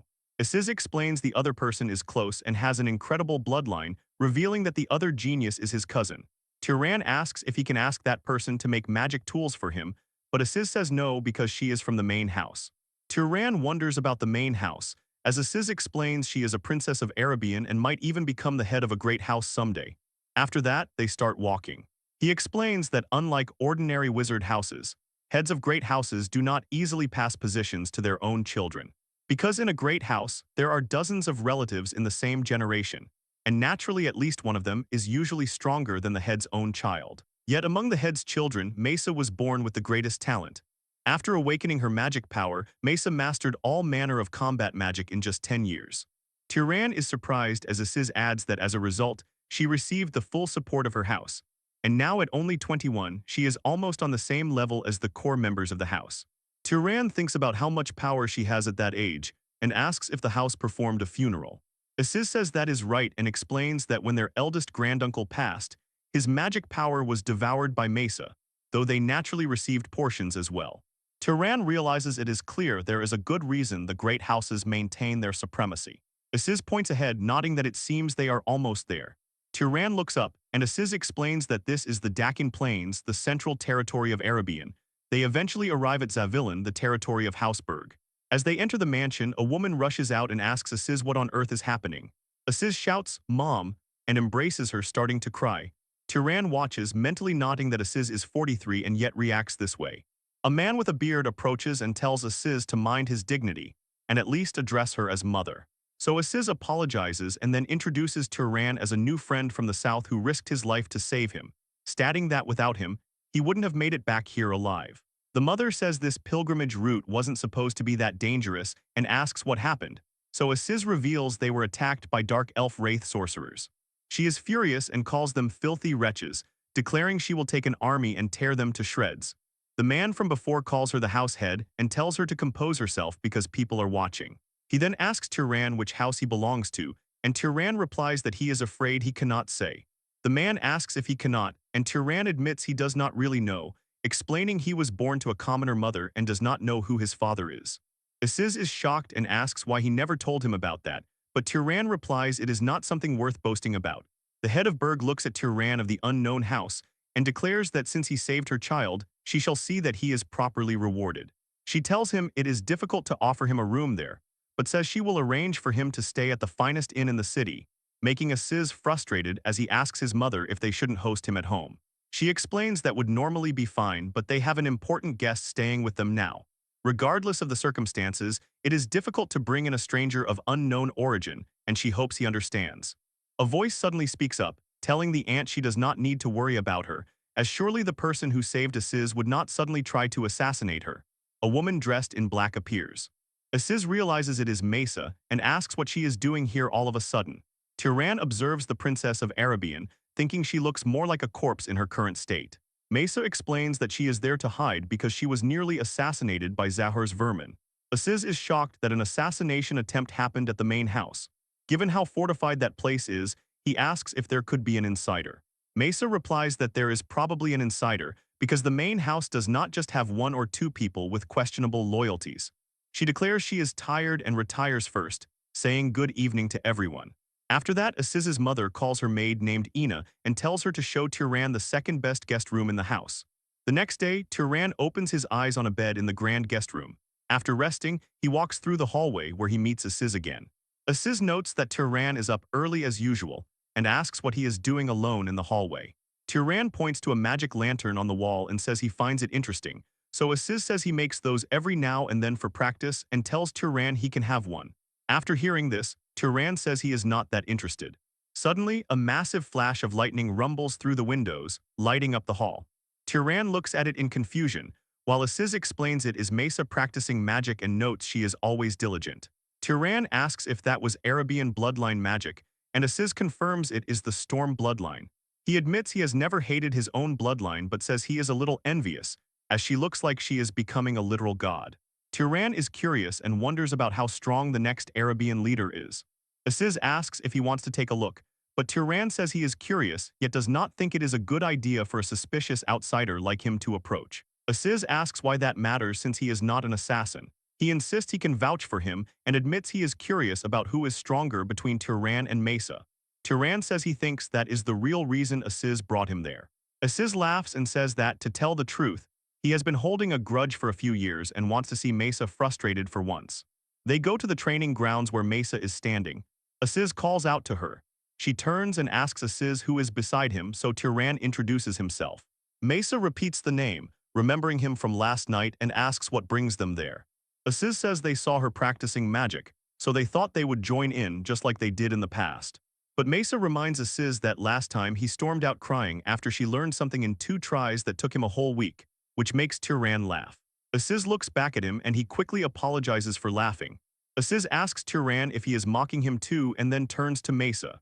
He declares Tiran has magic talent second to none and suggests they have a duel. Mesa repeats the word duel and looks at Tiran with a silent stare. Her eyes glow blue as her mana surges. Tiran looks up at the sky where the weather has turned dark and a lightning storm descends. As she releases more mana, it becomes more terrifying, making her look like a monster.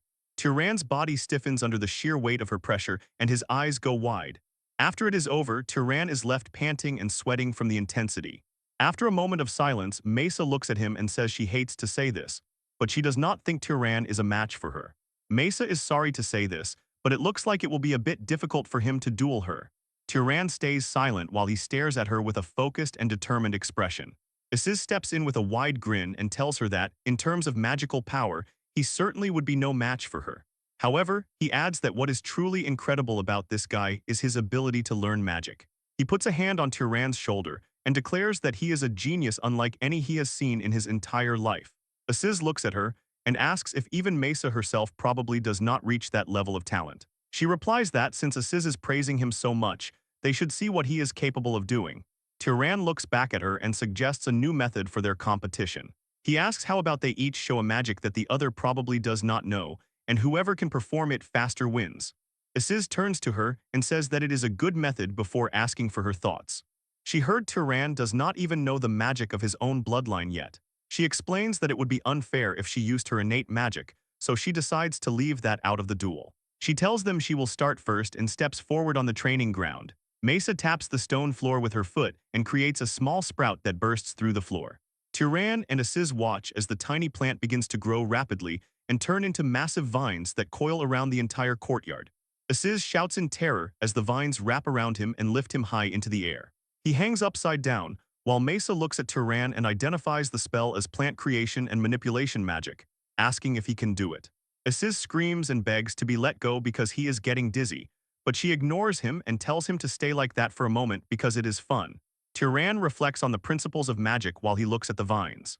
Fire creation magic is merely the manifestation of the phenomenon of burning, and water creation magic is simply the act of extracting invisible moisture from the air. Tyran crouches down and places his hand flat against the hard stone floor. He thinks to himself that these vines are the same way, as the magic involves forcing seeds already planted in the ground to sprout rapidly. He realizes that, in other words, it is not creation, but rather growth. He tells the seed to grow, and a bright blue pulse of mana flows around it. In a split second, several blue vines explode from the floor and weave around Tyran. Mesa watches with a shocked expression as the plants follow Tyran's will perfectly. Aziz is shocked too. She realizes that given Tyran told the plant to grow, he has independently discovered the true nature of this magic. She asks him if he happened to see this magic used somewhere before, to which Tyran replies that it is his first time ever seeing it. Mesa HMPH and notes that the things Aziz said today actually turned out to be right for once, which is rare. She releases her magic, and Aziz falls to the ground, groaning in pain. She stands firm and tells Tyran that now it is his turn to propose the challenge to her. Tyran thinks to himself that using the Zahar's bloodline magic would be suicidal here. Suddenly, he remembers something, and he reaches his hand out toward the tall grass. From the grass, a small rat appears and runs toward him. She watches it and asks with doubt if it is just animal control magic and if this is the best he can do. He catches a small rat and holds it tightly in his hand.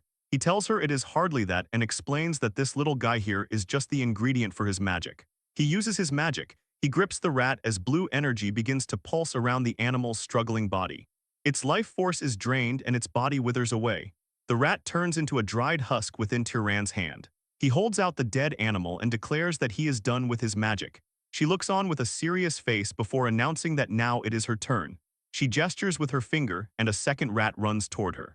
She grabs it and tries to use the same magic Tyran used, but nothing happens to the rat. She closes her eyes and concentrates as she realizes this is not ordinary magic and wonders how he did that anyway. Aziz looks at the scene and asks why Tyran would use that kind of disgusting magic. Tyran admits that it was just the first thing that came to mind when he was asked. He looks at her and wonders if even a great family like the Arabian house does not know this principle well. Aziz tells her that it seems it is not working and suggests they just give the victory to Tyran. Mesa tells him to shut up and asks him if he thinks she cannot do this. When using magic, the causality factor is an extremely complex element. If the phenomenon one intends to cause is something natural, the magic is more efficient.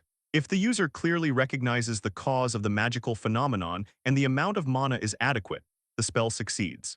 Among these, the capacity to perceive the cause of the phenomenon is an important factor that simultaneously influences the success rate and mana consumption. She just needs a little more time. One of the ways to compensate for the lack of causality is to invest a large amount of mana, filling the inefficiency with volume. Mesa tells the rat to rot while it is still alive. Suddenly, the rat in her hand shrieks as its skin turns to rot. The creature is turned into a mummified husk exactly like the one Tyran created. Aziz notes that it worked. She huffs and says in a tired voice that she really did it. Suddenly, she feels a sharp wave of exhaustion and her vision begins to blur. She collapses to the ground while Aziz screams her name and runs to help her. Tyran and Aziz crouch beside her as they look at her unconscious form. Tyran wonders what the reason could be and if she used too much mana during the spell. He reflects that people don't usually faint just from depleting their mana alone. At most, she should suffer from exhaustion since she lost even the strength needed to support her own body. He looks at her hand and realizes the problem, identifying that she is suffering from a lack of physical nutrients. Tyran lifts her in his arms and asks Aziz if there is no mage with a healing bloodline around here to assist them. Aziz tells him that there isn't anyone like that nearby. Tyran tells Aziz to have them bring water and salt to the ladies' room and bring the adults as well. As he carries her, he realizes that she is so light that he almost confuses her for a lamb rather than a person. Even the mana she used to barely sustain a body that shouldn't even be able to stand has been exhausted. After some time, Mesa opens her eyes and Aziz's mother, her auntie, rushes into Mesa's bedroom and screams her name, asking if she is conscious. Mesa asks why she is here. The woman explains that Aziz told her that she suddenly fainted while training magic with the guest. Mesa remembers what happened. The woman asks her if it is true and wonders if that man happened to do something to her. Mesa declares that no and says it was not his fault at all. She explains that it was just a small mistake on her part and that's all there is to it. Mesa begs everyone to leave because her head is throbbing with pain. The aunt stays for a second to tell her she made some soup and places the bowl on the bedside table. The aunt tells Mesa that she knows she does not eat because of magic, but says she needs to think about her health too. She tells her to try to eat at least a little before she finally leaves the room. Mesa watches her aunt go and then says a soft thank you. She then looks at the bowl and lifts it. She takes a spoonful of the warm soup and eats it. But she is struck by a terrifying memory of her mother and sister getting attacked. She remembers them crying out for her to save them because they believed she could do it. Mesa groans in pain and drops the bowl, and it shatters when it hits the floor, and she tries to calm herself. Meanwhile, Tyran is sent to lock up in the Berg family basement and finds himself at the temple of the limping goddess. He stares at the giant winged statue in the golden light of the basement. A guard dressed in black draws his sword and tells Tyran that both the doors and the walls are solid without a single crack, and he thinks they are like muscles trained for hundreds of years. He tells him to give up on any thought of trying to break in and leave. This man is Haram Berg. Tyran tells him that he understands and he was not even thinking about doing such a thing. Haram tells him that it is very solid and Tyran says yes, but Haram comes closer and says, extremely. Tyran wonders if the guard is currently bragging to him. Haram suddenly performs a swift swing with his longsword and Tyran's eyes follow the movement. He gets curious and asks Haram what he is doing. Haram replies he is training. Haram moves his body in a rhythmic flow, performing a series of strikes and steps. Tyran watches closely and observes that there was no movement wasted. Each movement was the minimum preparation to apply the next force in his strike. Tyran asks himself if this could be the efficiency of a truly trained body. Haram stops his training and looks at Tyran. Tyran quickly apologizes, asking if he interrupted him. Haram says no and asks him what he saw in his movement just now. Haram gets extremely close to Tyran's face and waits for his answer. Tyran declares that he thought it was incredible. The guard steps back and explains that most nobles consider martial arts insignificant because it is easier to attack from afar with magic. It is all because their physical bodies are weak, and their minds cannot dominate their bodies and rely on cheap tricks. Tyran says that unless it is a bloodline specialized in physical combat, like the Hercules strength bloodline, focusing on magical power ends up being a more efficient decision for them. However, he adds that when going through trials, situations eventually arise that you must face even if you want to avoid them. After that, Haram holds his sword out to Tyran and tells him to hold it. Tyran asks him if he really wants to give a weapon to a suspicious person like himself, even though he was sent to lock him up here. Haram smiles and says it does not matter, this weapon is just a piece of iron. He explains that what makes it a sword is the body of the one wielding it, and tells him that he cannot cut him with his weak body anyway. Tyran grips the sword in hand and wonders what he could even do with this sword. Haram looks at him. Tyran's entire body erupts with a massive aura of blue flame and mana. The intense power radiates from Tyran as he holds the sword and stares directly at Haram. Tyran flares his massive blue mana, holding the iron sword firmly in his hand. Haram looks at him and shouts that it is not right, telling him to stop pouring mana into the weapon. Tyran simply replies with an all right and suppresses his energy. Haram steps closer and starts adjusting Tyran's posture manually. He commands him to put more weight on his front legs and press down so the earth bears the blow. He tells Tyran that his elbow is rising too much and warns that with such weak elbows, he cannot overcome the sword's weight. He adds that at this rate, his thigh will get pierced through by an opponent. He tells Tyran to raise his arm and orders him not to set his own limits. Tyran replies, yes sir. Haram nods and tells him that was good, ordering 10 repetitions next. He tells him not to stop his breathing and instructs him to breathe directly into his muscles. The seasoned guard observes that Tyran is a fine vessel, and if possible, he needs to make time to wring that body dry.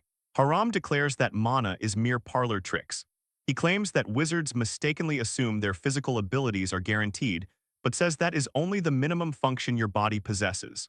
He tells Tyran that a properly trained body tears through the battlefield without the need for mana, and insists he needs to understand that difference. Tyran huffs from the effort and says he will bear that in mind. Suddenly, Tyran turns his gaze as the heavy doors of the temple open and spots Assiz's mother entering the room. She bows her head deeply and asks for a pardon, telling Tyran she has done something unforgivable to their benefactor. Tyran remains composed and suggests he is the one who should apologize, guessing the young lady was unharmed. As a guest, his conduct was inappropriate. The head of House Berg explains that Mesa wanted to give him a proper apology, and she asks him if he would happen to have some free time. Later, Tyran finds himself alone with Mesa in a grand parlor. She stands by a large window and reflects that this situation is troublesome, saying she heard Tyran was trapped in the temple because of her. She tells him she is sorry for causing such unnecessary commotion. He walks toward her and says it was necessary, declaring he is just glad she is safe. She looks at him and asks about the magic from yesterday, specifically the one that makes animals rot, wondering if that is an undisclosed bloodline magic. She tells him the mana consumption was absurdly high and asks if he lied to her about it.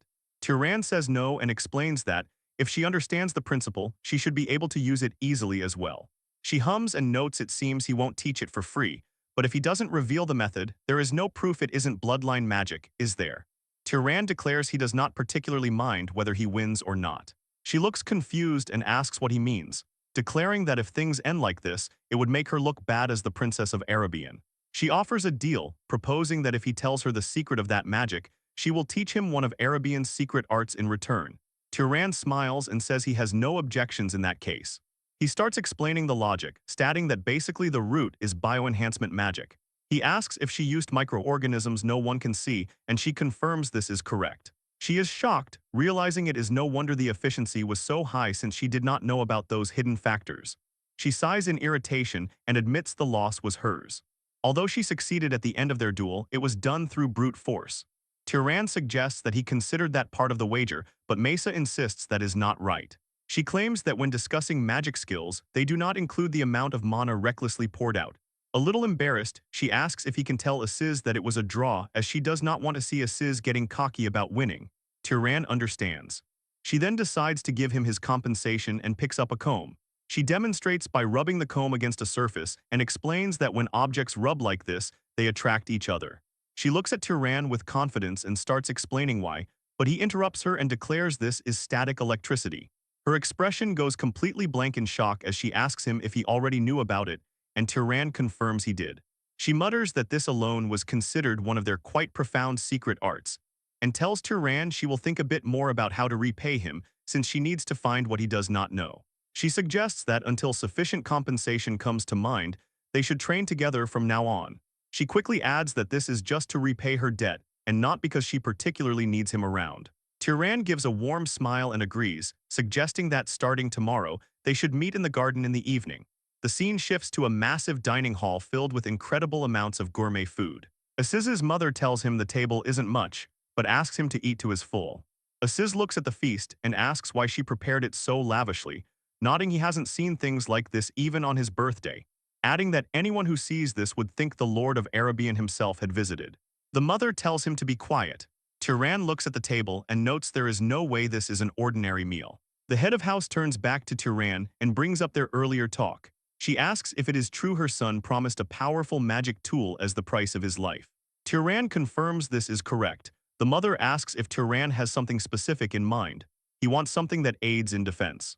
He explains that while it is easy to harm others with magic, protecting oneself is difficult. If possible, it should be able to protect from surprise attacks. The mother says she has made similar items before, so it should not be difficult. However, she notes they do not have anything ready immediately. Aziz speaks up and asks if he may make the item for Tyran, but the mother tells him that if he is thinking of dragging House Berg's honor through the mud, he should stop. Aziz's brother Milo raises his hand and says he will make it, stating he just finished a commission from the main house and has free time. The mother asks how he intends to make it. Milo explains that for defense against surprise attacks, something Tyran can carry at all times would be best. He will embed mana into jewelry like rings, earrings, or necklaces to create a function that draws out a guardian bloodline's defensive power. The mother notes that is acceptable and asks for the time frame. Milo answers, 1 month. The mother mentions that while nothing is more unseemly than a parent bragging about their child, Milo is already a skilled wizard not far behind her. Tyran realizes the gravity of the gift, thinking that a magic tool made by the head wizard of an enchanter's house over a full month is a bit excessive. He speaks up, expressing his appreciation but wondering if it is too much. The mother asks if it is excessive, then asks if it means her son's life is worth that little. It isn't excessive at all. She then orders Tyran to stay as a guest at their house for the next month. She tells him to make himself at home and stay comfortably. The next morning, Tyran and Aziz walk through the bustling streets of Zavillan. Aziz notes that it seems his mother has taken quite a liking to him. Aziz admits he talked more about Tyran to her before bed, mentioning his talent and the fact that he never neglects his training. He reveals that originally she wanted to look down on him as just a wandering noble without backing, but her views shifted. Tyran observes that it sounds like she is trying to recruit him into their house. Aziz confirms this, explaining that she gives generously, puts people in debt, and then introduces a pretty young lady as a way to tempt them. He mentions several adults in the house joined that way. Tyran notes this is troubling. Aziz tells him not to worry and says the magic tool is just something nice to buy favor. He assures Tyran he won't be forced into marriage even if he wants the magic tool, claiming his mother is not so lacking in refinement. He then asks what Tyran has for the rest of the day. Tyran explains he promised to train with Lady Mesa in the evening and asks if there is anything the matter. Hearing evening, Aziz says there is still quite a bit of time until then. He pulls Tyran toward a different area, telling him to patrol with him instead. He promises Zavillan may not be the capital, but there is plenty to enjoy. He jokes, asking if Tyran was planning to hole up in a corner practicing magic on a day like this. Tyran admits that actually he was. Aziz tells him life is too short not to enjoy it, my friend, and drags him along. Aziz takes Tyran to a casino with roulette tables and card games, but Tyran refuses it. Later, they visit a lively bar for drinks and he still refuses. They wander through the market of the city. Suddenly, Tyran stops and stares at the posters on a wall. His eyes widen in shock as he looks at the drawn face and thinks about Kjorn. He asks himself if it could truly be that Kjorn. After that, they go to see a drama where blades clash as they tell a story. It was the year 2195 when the warriors of Arabian ventured into that demon desert. And there was a knight named Kjorn who defeated the enemy with God's help after a hard-fought battle. Tyran and Aziz applaud at the end. Aziz asks Tyran if it was worth watching, and he answers that it was very good. He remembers Kjorn saying he is merely an ordinary knight and thinks his humility is unmatched. He vows that someday when he meets Kjorn, he must ask if that story is really true. Early the next morning, Tyran opens his eyes and sees Haram staring at him. Haram asks if his body rested well. Tyran says yes and asks what brings the man there. Haram says he noticed yesterday that Tyran's vessel is quite good. He declares it is toughening time and commands Tyran to follow him. Tyran asks if they are going to train, and Haram says the body does not grow stronger by lying around, but only when it is being tempered. He asks Tyran if he does not want to do it. Tyran agrees to go, thinking he will gain more that way than just playing. Aziz suddenly bursts into the room, shouting Tyran's name and saying he heard there was a really fantastic performance today. He sees his uncle, Haram Berg, and is surprised. Haram looks at him and says they are heading to training. He tells Aziz that he must also temper that weak body of his and asks if he will come. But Aziz backs away with a terrified expression and lies, saying he was just out and came back now, so he has not recovered yet. He runs away at full speed. Tyran watches him go and wonders why he is acting like that. But he soon finds out the reason as he is forced into a heavy weightlifting session. Haram looms over him as Tyran push-ups massive plates. He tells him not to hear his body's cry and demands one more. Tyran groans in agony. Haram scolds him, saying that if he yields after barely this much pain, then his mind is being dominated by his body's weakness. He commands one last repetition as Tyran's muscles tremble. Finally, Haram says that is enough and lets him stop. Tyran collapses on the floor, gasping for air. Haram asks if it is tiring and Tyran gasps yes. Haram says Tyran is fortunate because since he is a wizard, doing this once is enough. Tyran wonders if it is different if you are not a wizard. Haram explains that an ordinary body weakens again over time, even after being tempered once, and needs constant trials to maintain it in that case. However, wizards have mana maintaining their bodies in optimal condition, so once forged into steel, it does not weaken. He smiles at Tyran and declares he must be fully rested now.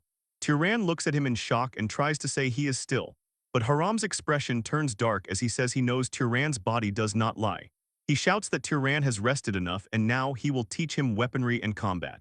Tyran screams in exhaustion as the training intensifies. The following days at Hausberg were fulfilling indeed. He wakes up early to train with Haram in a special space where the body becomes several times heavier than usual. One misstep and you'll be buried in the floor. In the evening, he returned to the mansion to repeat magic training with Mesa. She shows him how to use finger friction to generate electricity as golden lightning crackles between her hands. And before he knew it, 3 weeks had passed.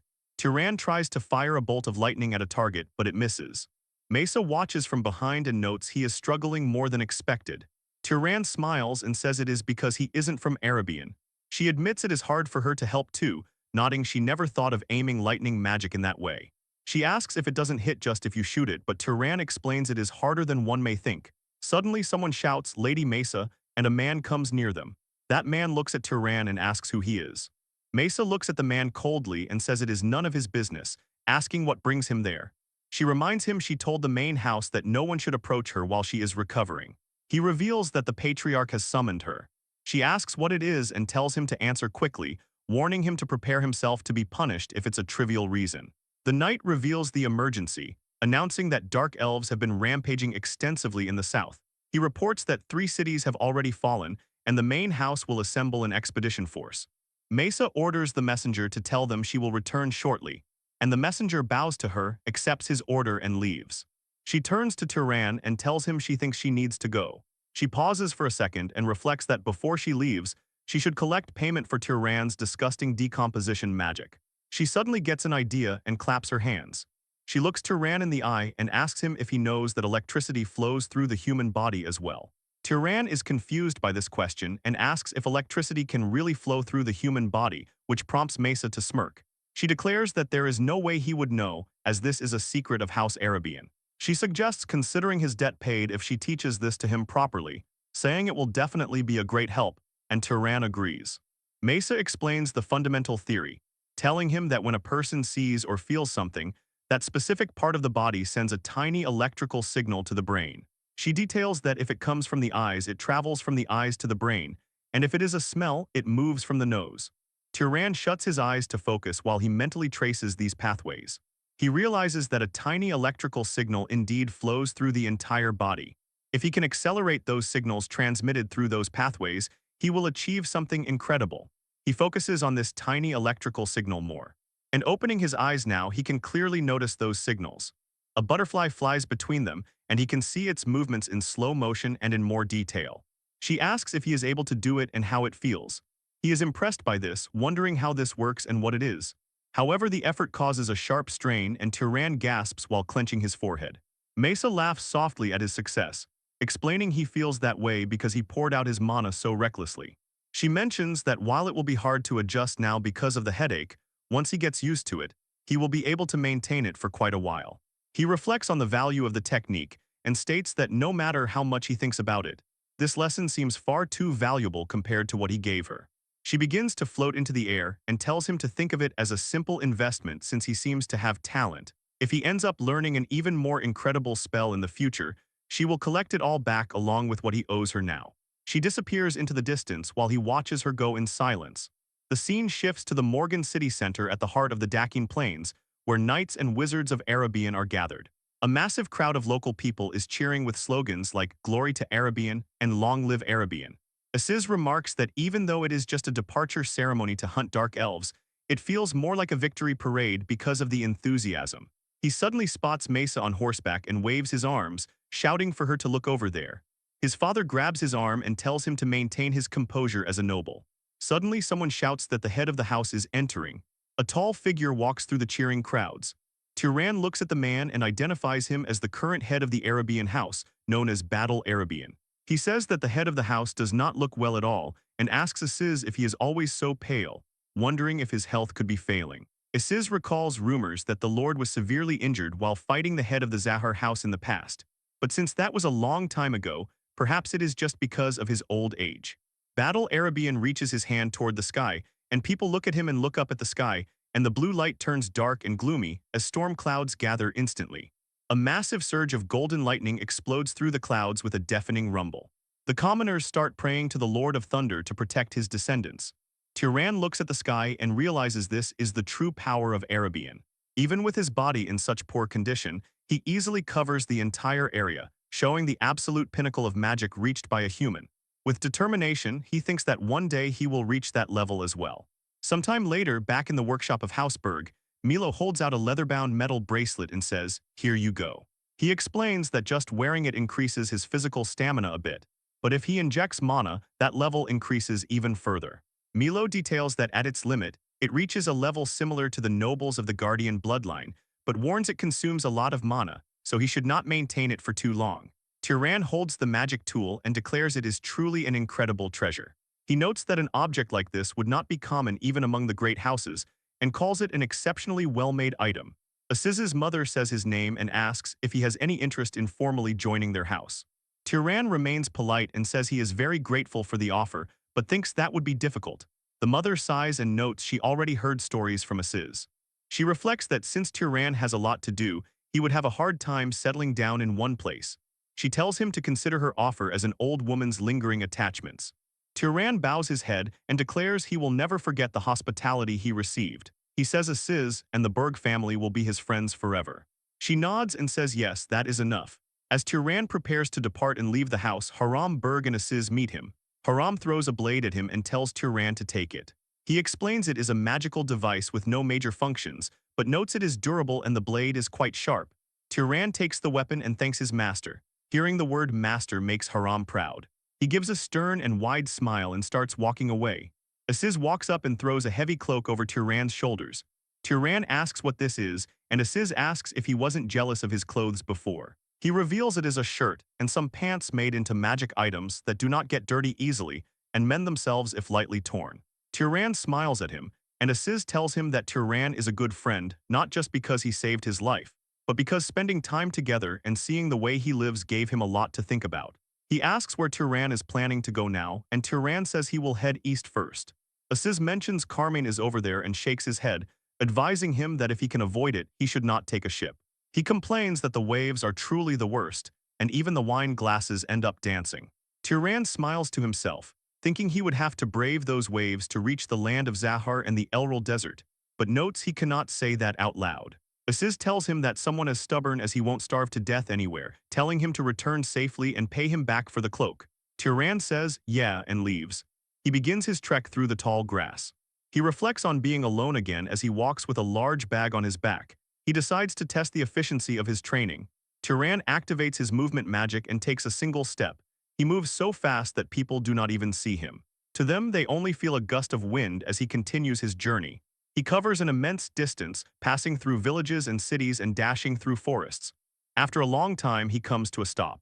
He is in a jungle looking up at a mountain and smells something. He first thinks that it is the smell of a campfire, but quickly realizes it is something far more disgusting, like the smell of burning flesh. His eyes go wide as he reaches that location. He enters a destroyed town and is shocked by what he finds, seeing ruins and wooden debris covering the ground. He walks through the town and sees rows of mutilated corpses of men tied to posts. He wonders if they could have been attacked by bandits because those dark elves should not have come this far. He looks at the surrounding area, and while investigating a ruined structure he spots something. It is a basement entrance. He approaches it and looks at it, thinking that it is here. He grabs the doors of the basement and yanks them open. He looks into the darkness and what he sees shocks him. A young girl is sitting in the corner. She cries and screams in fear. He jumps down, holding up a hand and telling her to wait, declaring that he is not an enemy and came to help. The girl looks up with tear-filled eyes and asks if he is telling the truth. He replies yes and asks if she can tell him what happened, while the child weeps and claims that a wizard killed everyone. Tyran asks if she means a wizard. But before the girl can answer, she collapses from exhaustion. He lifts her and reflects that fortunately it is nothing serious, as she is likely just exhausted from being trapped for so long. He decides he needs to get this child somewhere safe first. As he begins to carry her out, an arrow made of solidified blue mana is aimed directly at him. A group of warriors is surrounding him, and a girl wizard holding a magic bow glares at him with rage, calling him a murderous bastard and telling him to get on his knees. But Tyran just stands there holding the unconscious child, not understanding what is happening. Tyran stands perfectly still in the charred remains of the village, carefully holding the unconscious child as a group led by a blonde female archer surrounds him. The female archer pulls back the string of her shimmering blue mana bow and shouts for Tyran to get on his knees immediately. She glares at him with pure hatred, calling him a damn murderer. Her voice trembles with rage as she asks if this massacre was not already enough for him, that he is even trying to kidnap a little child, and shouts for him not to move another inch. A knight behind her begins to manifest fire magic and threatens that if Tyran moves even slightly, he will kill him, as his hands tremble while he struggles to control his magical energy. Tyran stays calm and tells them to wait, explaining that what they are seeing and thinking is simply just a misunderstanding. Suddenly, the nervous knight who is struggling to control his magical energy loses his control completely and accidentally releases a massive torrent of flames directly toward Tyran and the young girl. A deafening explosion rocks the site, sending a pillar of fire and smoke into the sky. The woman turns her head and screams at the man, Gil, calling him an idiot because there was a child standing there. While Gil panics and tries to explain that it was an accident, saying he was just so nervous that he lost control. She notices something and looks up as the smoke clears and a shocking sight greets them. Tyran remains standing without a single scratch on himself or the child, protected by a glowing blue shield from his bracelet. He looks down at the magic tool and mentally notes that he did not think he would have to use this so soon. The knights are frozen in awe, asking if he actually blocked the magic with just his physical body and how he does not have a single burn mark. The blonde woman wonders what kind of defensive magic he is using, or if it is a specific bloodline ability. Tyran declares with a cold and stern tone that he is not the one who attacked this village, telling them again that this is all a misunderstanding. However, his patience reaches its limit, and he warns them that if they attack him again, he won't just defend himself next time. Sensing the sheer density of his mana, she lowers her bow and stops her aggression, reflecting that his explanation makes sense as there would be no reason for a person to cause such a tragedy and then stay behind just to save a child. The archer introduces herself as Bison and asks for his name, so he tells them his name is Tyran. Bison notes that even if the circumstantial evidence says otherwise, she finds it hard to believe him yet. Tyran points toward the child he is carrying and suggests they ask her the details when she eventually wakes up, nodding that it seems she saw the real culprit. Bison looks shocked and repeats the words, asking if the girl actually saw the arsonist, while Tyran looks confused and asks what she means by the arsonist. Bison is surprised by his lack of knowledge and asks if he really does not know who the arsonist is, to which Tyran replies that he does not. She explains that the arsonist is the mad mage who committed this atrocity. For the past few months, this killer has been periodically attacking isolated villages, tying up residents and burning them alive. She reveals that because there are never any survivors, they do not even know his gender, and all they know about this person is that people refer to him as the arsonist. Eventually, the little girl wakes up and confirms Tyran's innocence to the group, telling them that the man who attacked was wearing a red cloak and had a messy beard. She says he had a very scary look, describing him as looking like a lumberjack, and after hearing this, the group finally realizes their mistake. They are overcome with shame for attacking an innocent person. Bison and the others bow their heads, stating she is sorry and admitting they were rude because they were so impatient. She tells Tyran it was clearly her mistake to point a weapon at him, and Gil says he is sorry too. Tyran watches them and reflects that even among nobles, some let their sense of duty override their reason, remembering that Midden was an honest and good leader. Tyran looks at the group and tells them that since they are concerned about the child's health above all else, that is all that matters, and he forgives them. He then asks them if they originally came here to capture the arsonist. Bison says yes and explains that they had arrived at the site of a fresh fire, and when they saw him they thought they had finally caught the culprit, but notes it turned out like this. She declares that now that they have a proper description, they will catch him soon because they have a natural tracker among them. Tyran is curious about this person and asks for clarification. Since they have a tracker with them, he asks if they are from the Zahar family and why they are in a place like this. Bison quickly raises her hand and replies that no, they are not from the Zahar family. She tells him her full name is Bison Carmen, stating she comes from the Carmen family and these are her friends from their vassal families. She gestures to her gray-haired teammate and explains her identity, nodding that Asha is a descendant of someone whose ancestors mixed blood with a Zahar noble. Bison explains that Asha's bloodline manifested weakly, but it allows her to be quite good at tracking magic despite having no talent for concealment, and in the family, they refer to it as a primitive bloodline. Bison says that since all misunderstandings have been resolved, she has a serious request for Tyran, asking if he could help them hunt down the arsonist. To sweeten the deal, she offers him the entire reward for the Mad Mage's capture and even promises to give him her own share of the mana they would absorb, telling him that all she needs is to earn the merit for completing the mission. Tyran asks if she knows the power level of this arsonist since she has never seen him before, and Bison warns him that the man is definitely a noble-level mage. She mentions that some of the villages he attacked were protected by several knights, yet all of them were killed. Tyran narrows his eyes since this arsonist not only killed so many normal people, but also killed several knights. There is no doubt that this arsonist is strong and could very well be a noble-level mage just like Bison is saying. He mentally reflects on how the weak demonic beasts along the road do not increase his strength anymore, and considers that maybe the arsonist is exactly the kind of opponent he needs right now and gives his approval, making Bison happy to hear it, and he tells them that before beginning the hunt, they should first get the child to safety. The group travels to a safe nearby location, where Tyran provides the village elder with enough money to raise the child until she is fully grown. The elder accepts the pouch of coins and declares that of course he can count on him to take care of her.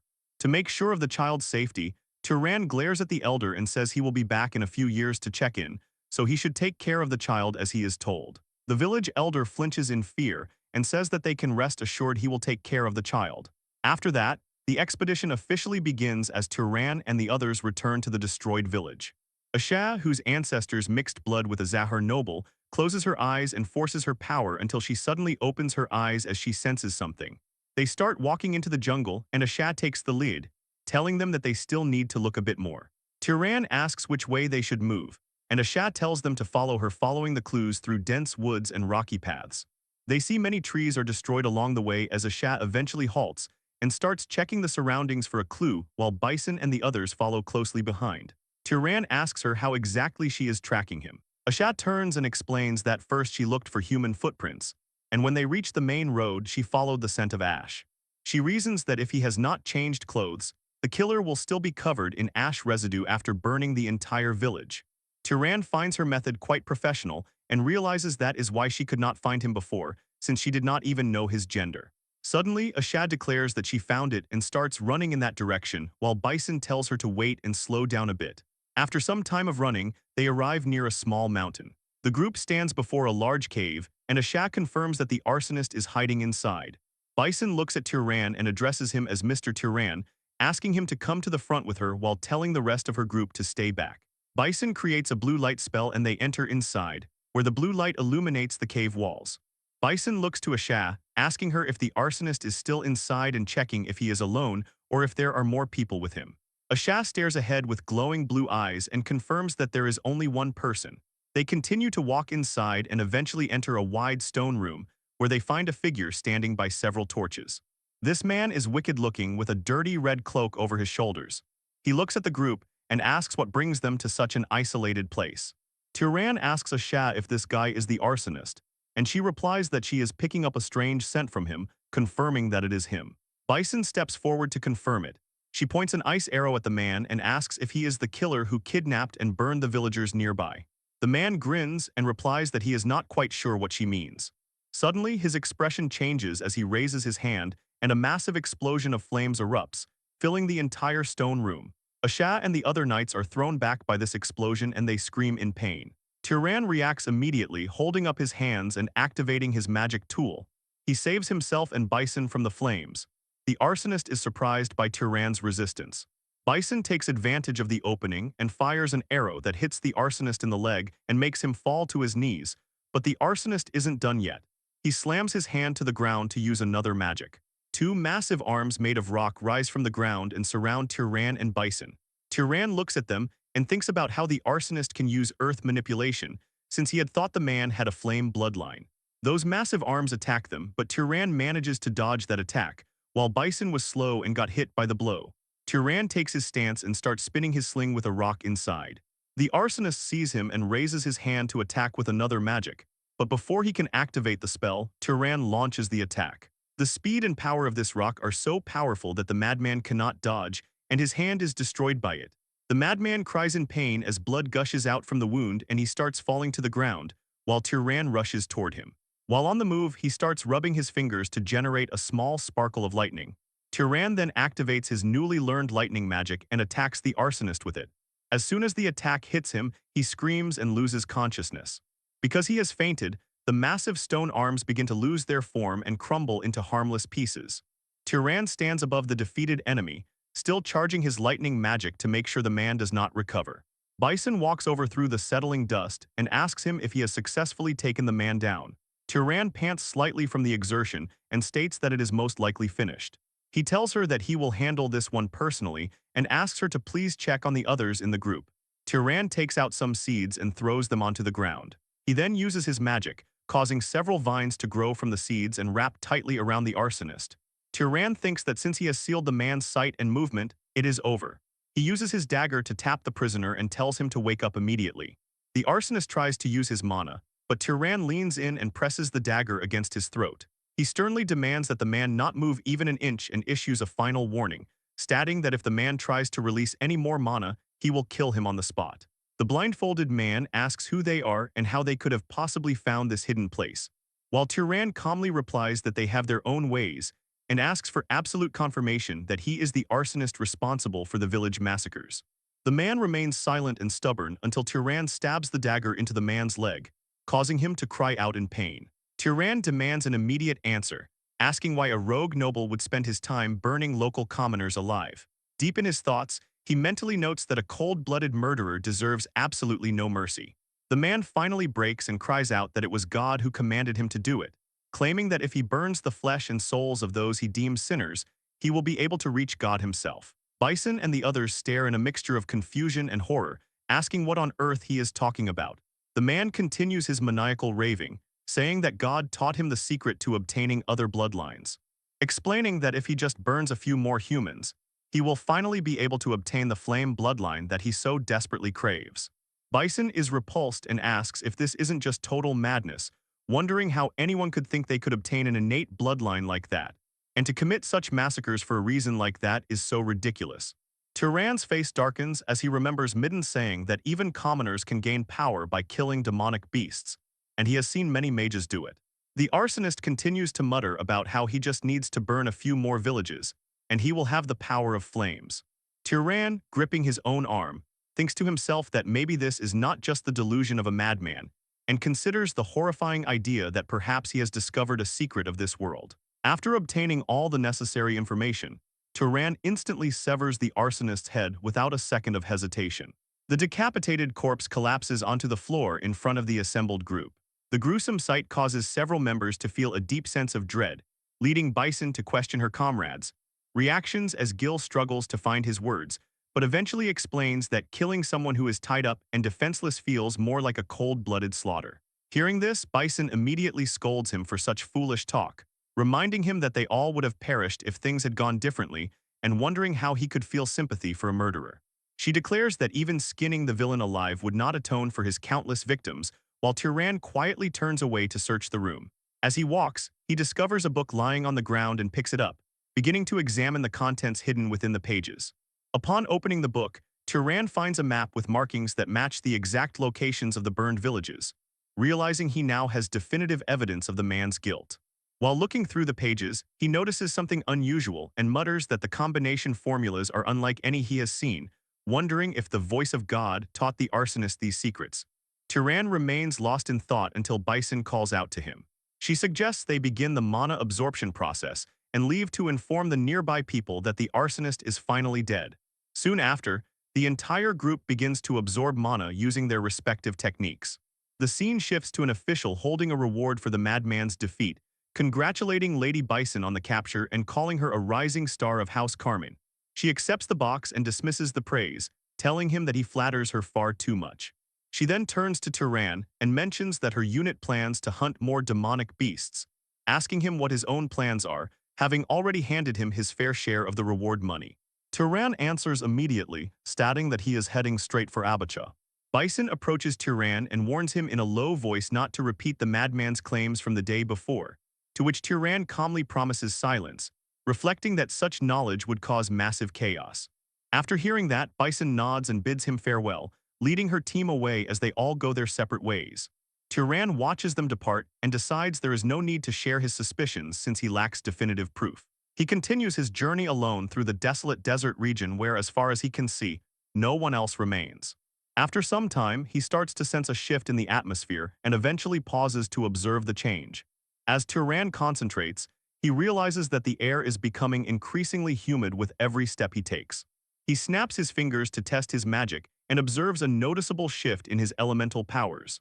A small flame flickers in his hand as he reflects that his fire power has decreased while his mana consumption has increased, making fire magic difficult in this environment. On the other hand, a large sphere of water manifests effortlessly in his opposite palm. Turan reasons that since fire magic is weakening while water magic becomes easier, it can only mean one thing. He looks into the distance and spots a shimmering water reflection and immediately begins to walk in that direction. After a while, he arrives at a port town where ships are docked, concluding that this environment confirms he has successfully reached Abacha. The scene transitions to the interior of the city, where a group of sailors is deep in conversation as one man asks if they are setting sail the following day. The captain, a man with a distinct eye patch, confirms they are heading back to the Emerald Desert, while complaining about mermen pelting their route with harpoons and ruining their hull. Another man asks if the situation is truly that dire, and an old sailor adds that they must also contend with ruthless pirates. The eye patch captain groans that they will be paying for funerals instead of wages at this rate, muttering that they desperately need a skilled knight for protection. At that exact moment, Turan approaches the table and stops in front of them, asking if they are indeed heading toward the Enroll Desert.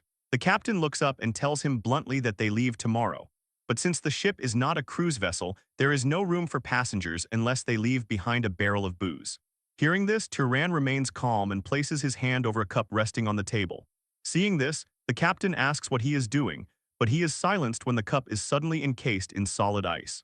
The captain is visibly shaken by this sudden and impressive display of magic. The other men at the table stand up respectfully and ask why such an illustrious guest is in such a humble place. But Turan tells them to speak normally as he is only there to ask for a job.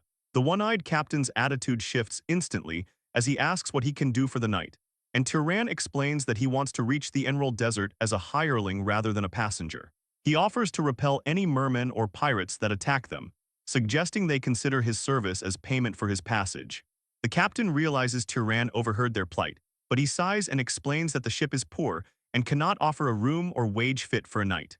Turan tells him that the pay and conditions are irrelevant since his only goal is to reach Enroll. Hearing this, the captain is shocked by the knight's resolve, but he quickly settles the deal, telling Turan that he can join the crew immediately. The scene shifts to a different location currently being consumed by total chaos. Multiple houses are engulfed in flames during a brutal and sudden attack by dark elves. Soldiers are struggling desperately to defend the area against the invaders. A dark elf notices a lone soldier and charges at him, but the soldier manages to cut the creature down. However, the fight is far from over as another dark elf rushes toward him, and he somehow manages to kill that one as well. He continues to slay many of them in a desperate struggle, but the enemies continue to emerge without stopping. Seeing this, the soldier realizes that he will not be able to handle the endless wave at this rate. Just as a monster is about to strike, golden lightning bolts rain down from the sky.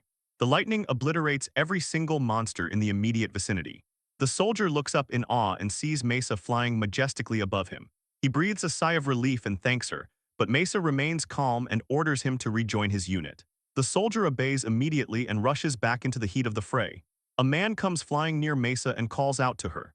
It is Kadram Arabian, vice commander of the Arabian subjugation force, and he asks if she has sustained any injuries.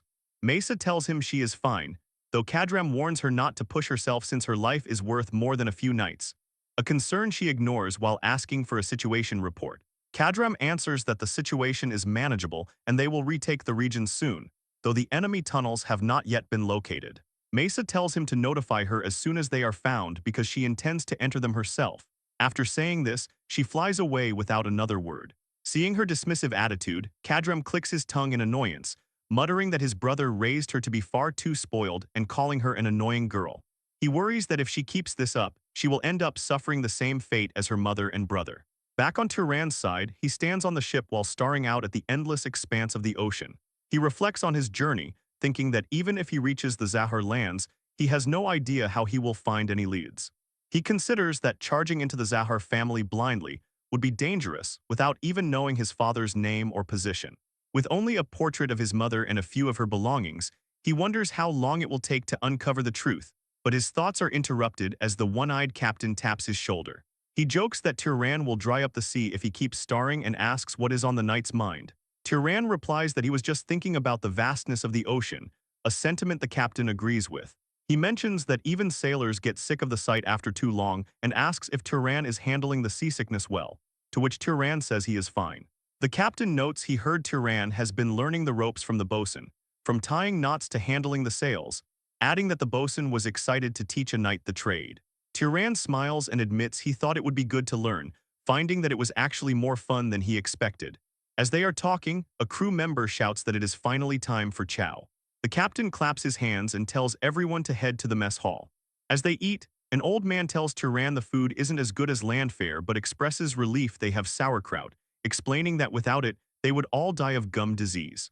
The old man explains it is a disease where gums bleed until a person dies, but sour food helps cure it, nodding that sauerkraut is the best method since fruit spoils so quickly. Turan finds this fascinating and asks how such a thing was discovered, to which the old man says the word simply spread over time. He mentions that before this was common knowledge, some people even resorted to eating raw mermaids, a fact that surprises Turan. Suddenly, a lookout shouts that there is a mid-sized vessel ahead at the 2 o'clock position. Someone asks if the approaching ship belongs to pirates. The lookout says he cannot tell for sure, but there is no family crest flying from the mast. The old man mutters that the weather was too good to be true and assumes they are definitely pirates. The captain shouts for the crew to prepare for combat, and they rush to grab weapons from the barrels. The old man approaches the captain to ask for the plan, suggesting they run, but the captain notes the enemy is faster and they will eventually be caught. The captain thinks about the dire situation and asks Tyran if he can handle the threat. Tyran declares that as long as there is no noble or knight among the enemies, it will not be a problem. Hearing that, the captain orders the ship to turn and take the fight to them, prompting the crew to cheer for Tyran as they shout for the enemy's deaths. The two ships draw close together. On the enemy ship, the pirates are armed and waiting, shouting for the sailors to stop and promising to spare their lives if they surrender. Tyran wonders if they would actually spare the crew, but the old man asks if being tossed overboard after having their legs cut off counts as being spared. Tyran notes that the reality of the situation is exactly as he suspected. He leaps from his ship and boards the pirate vessel alone. The pirates are shocked by his boldness and demand to know who he is. Tyran uses his magic to lift water directly from the sea, turning it into deadly ice shards as the enemies try to rush him. He unleashes a barrage of ice shards that pierce through the pirates, leaving them screaming in agony. Tyran glares at the survivors, saying there is no reason to spare their kind, as he begins to release a terrifying amount of mana. After many pirates have already been killed, the ones who remain turn their eyes toward Tyran with faces filled with anger, while fear quickly begins spreading among them.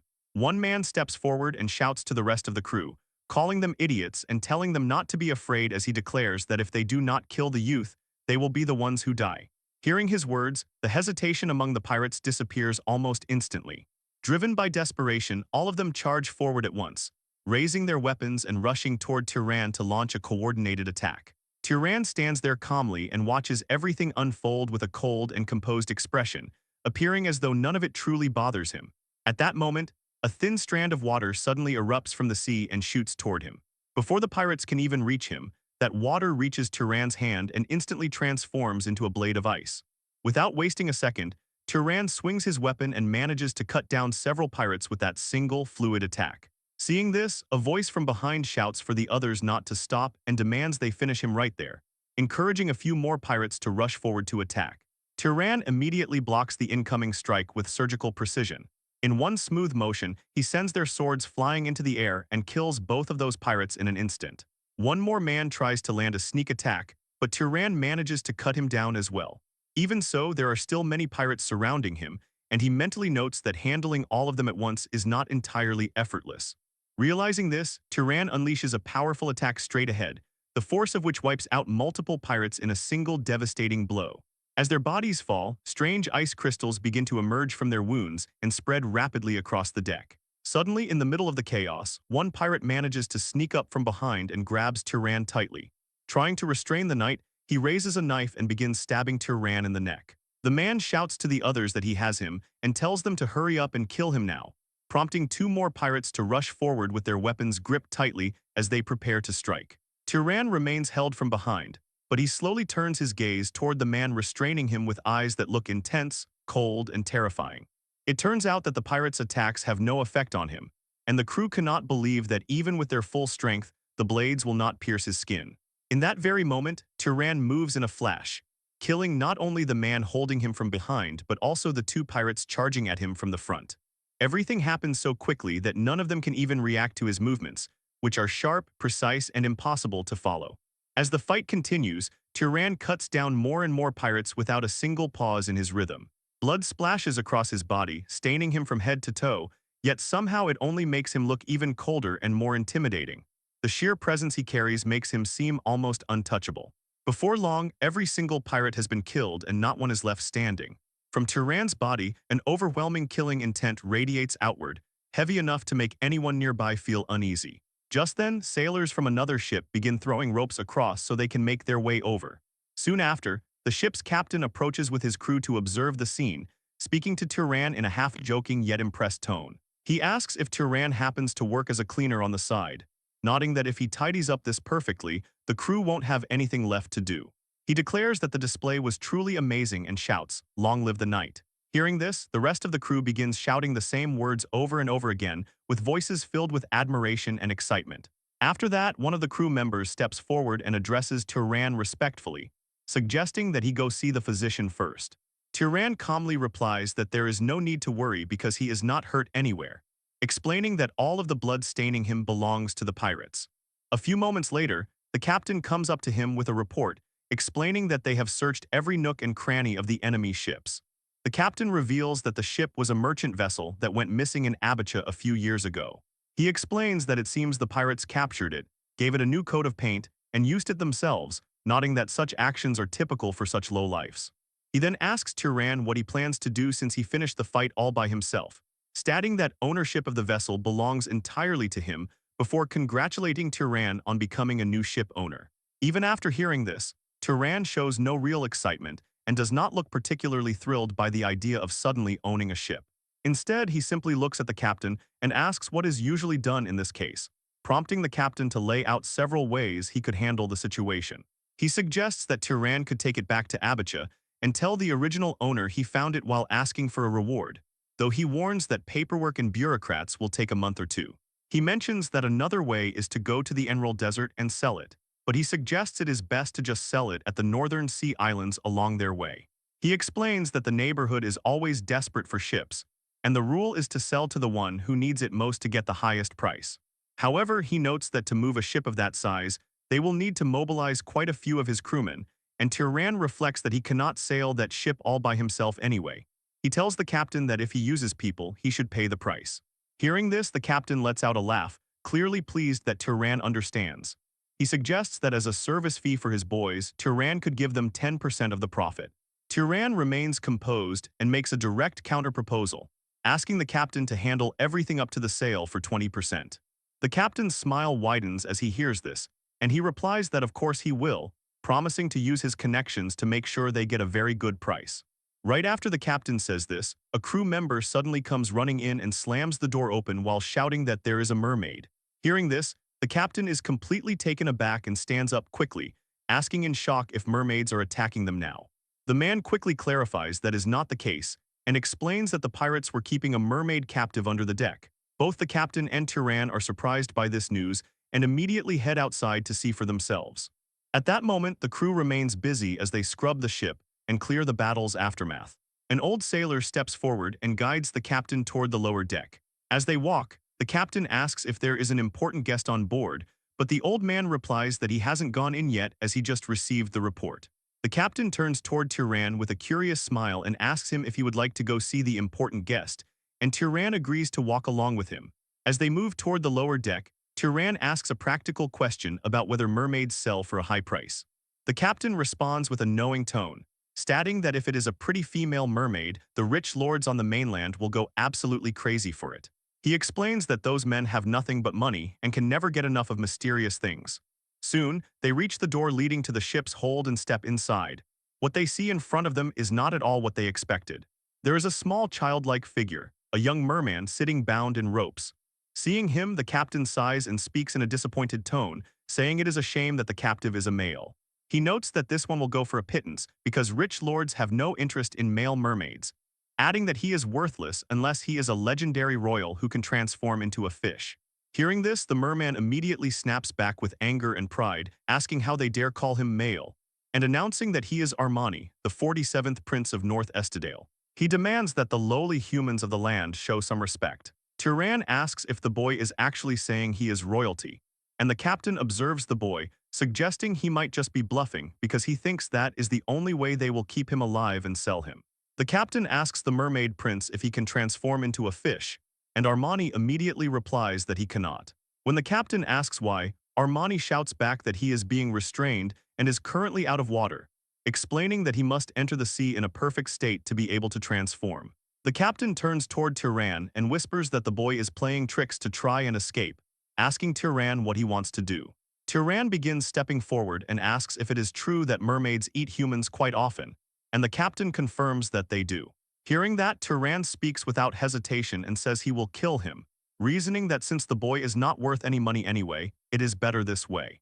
He notes it would be a jackpot if what he said was true, But if they believe him and release him only to have him run away, they will look like fools. A dark and overwhelming killing intent begins to radiate from Turan once again as the air grows heavier, while he slowly extends his glowing hand toward Armani. Seeing this, Armani panics and shouts for him to stop, asking how Turan dares to do this.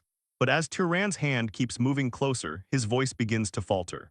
He quickly adds that he has never eaten a human in his life and never even intended to. He looks into Turan's cold eyes and sees no hesitation at all.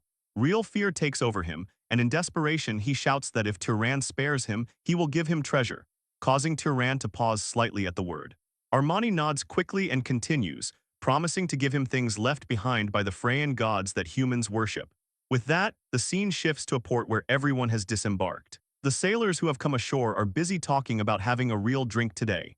Amidst this, the captain approaches Turan and asks if he has reached a conclusion. Turan replies that fortunately, the location doesn't seem to be very far from here, saying he will head there and come back tonight. The scene then transitions into night under a full moon. Turan is heading out in a small boat with Armani brought along in chains.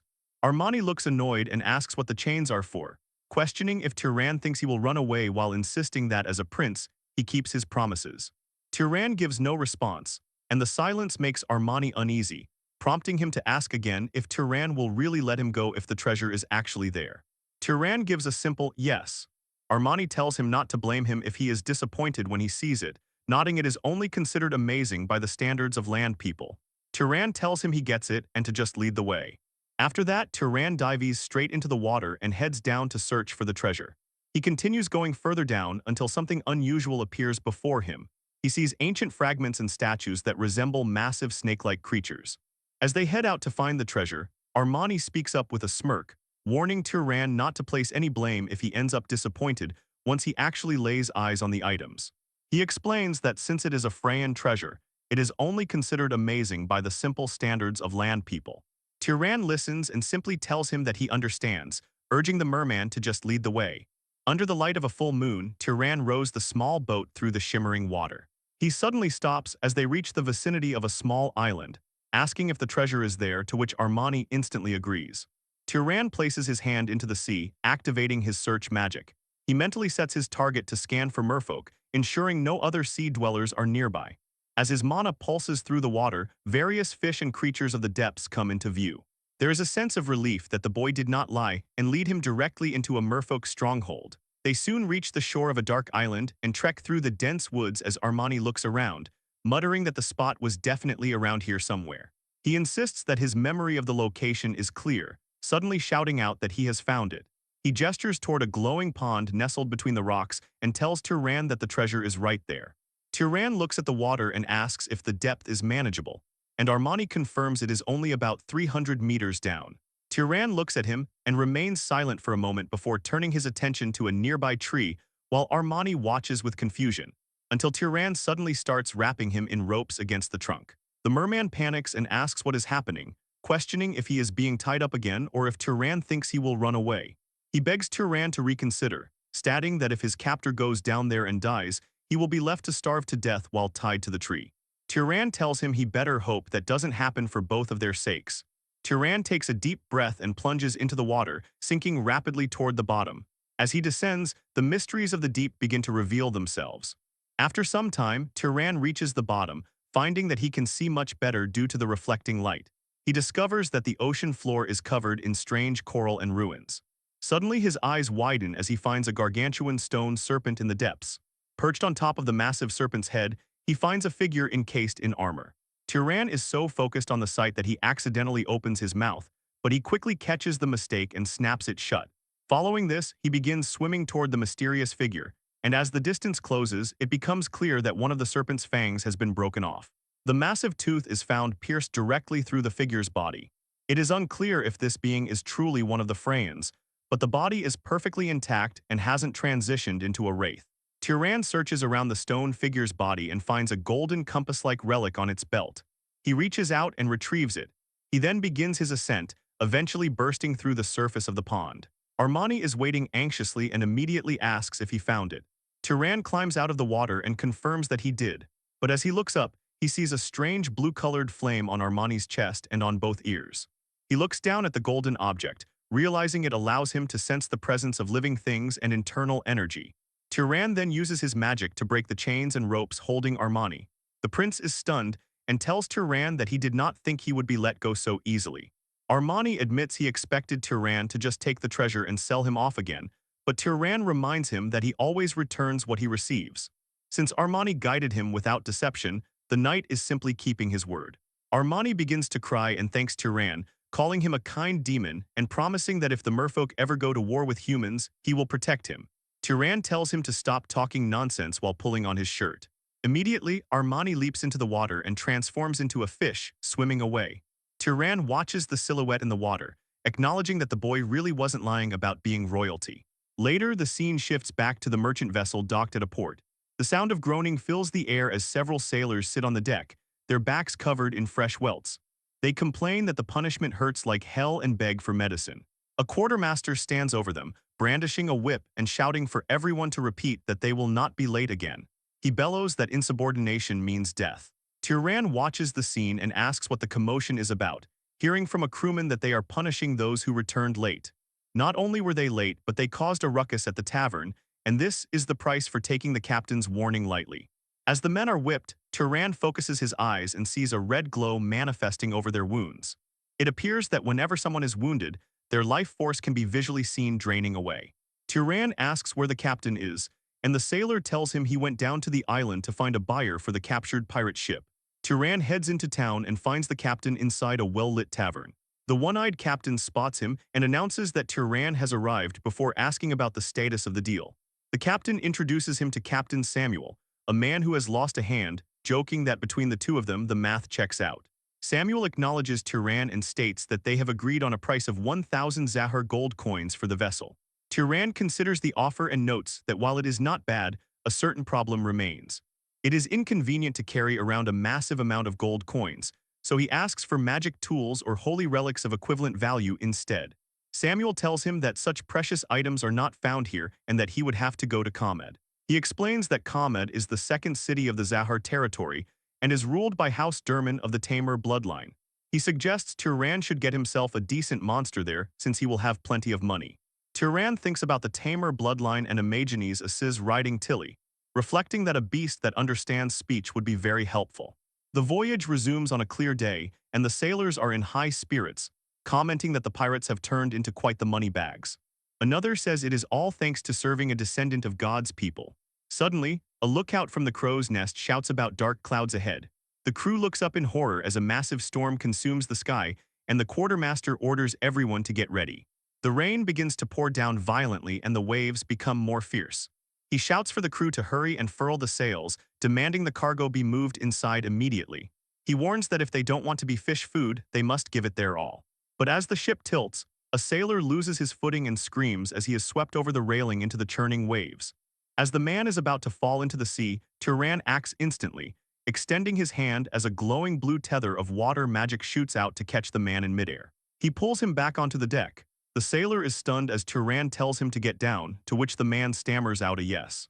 Tyran then turns his focus to the rest of the ship, using his magic to wrap around the remaining cargo crates and secure them in place. He then shouts for everyone to retreat as lightning strikes the sea near the vessel. Eventually, the crew huddles together in the dark hold, shivering from the cold. Tyran enters the room and the men offer their thanks. Tyran asks if they are hurt and they confirm that they are fine. The captain thanks Tyran, stating they would have sunk if the sails hadn't been furled, leading Tyran to ask if they can withstand the storm. The captain admits they are at the mercy of the ship and the helmsman now, but more importantly, Tyran looks at the freezing men and tells everyone to form a circle and gather around him. The captain is startled and asks if Tyran plans to start a fire on a narrow wooden boat, warning of the danger. Tyran tells him he will just make sure it does not spread. Tyran snaps his fingers and a massive, brilliant orb of fire manifests in his hand. He holds the flames as they cast a warm, golden light over the entire room. The captain can hardly believe his eyes, never having heard of magic this sophisticated.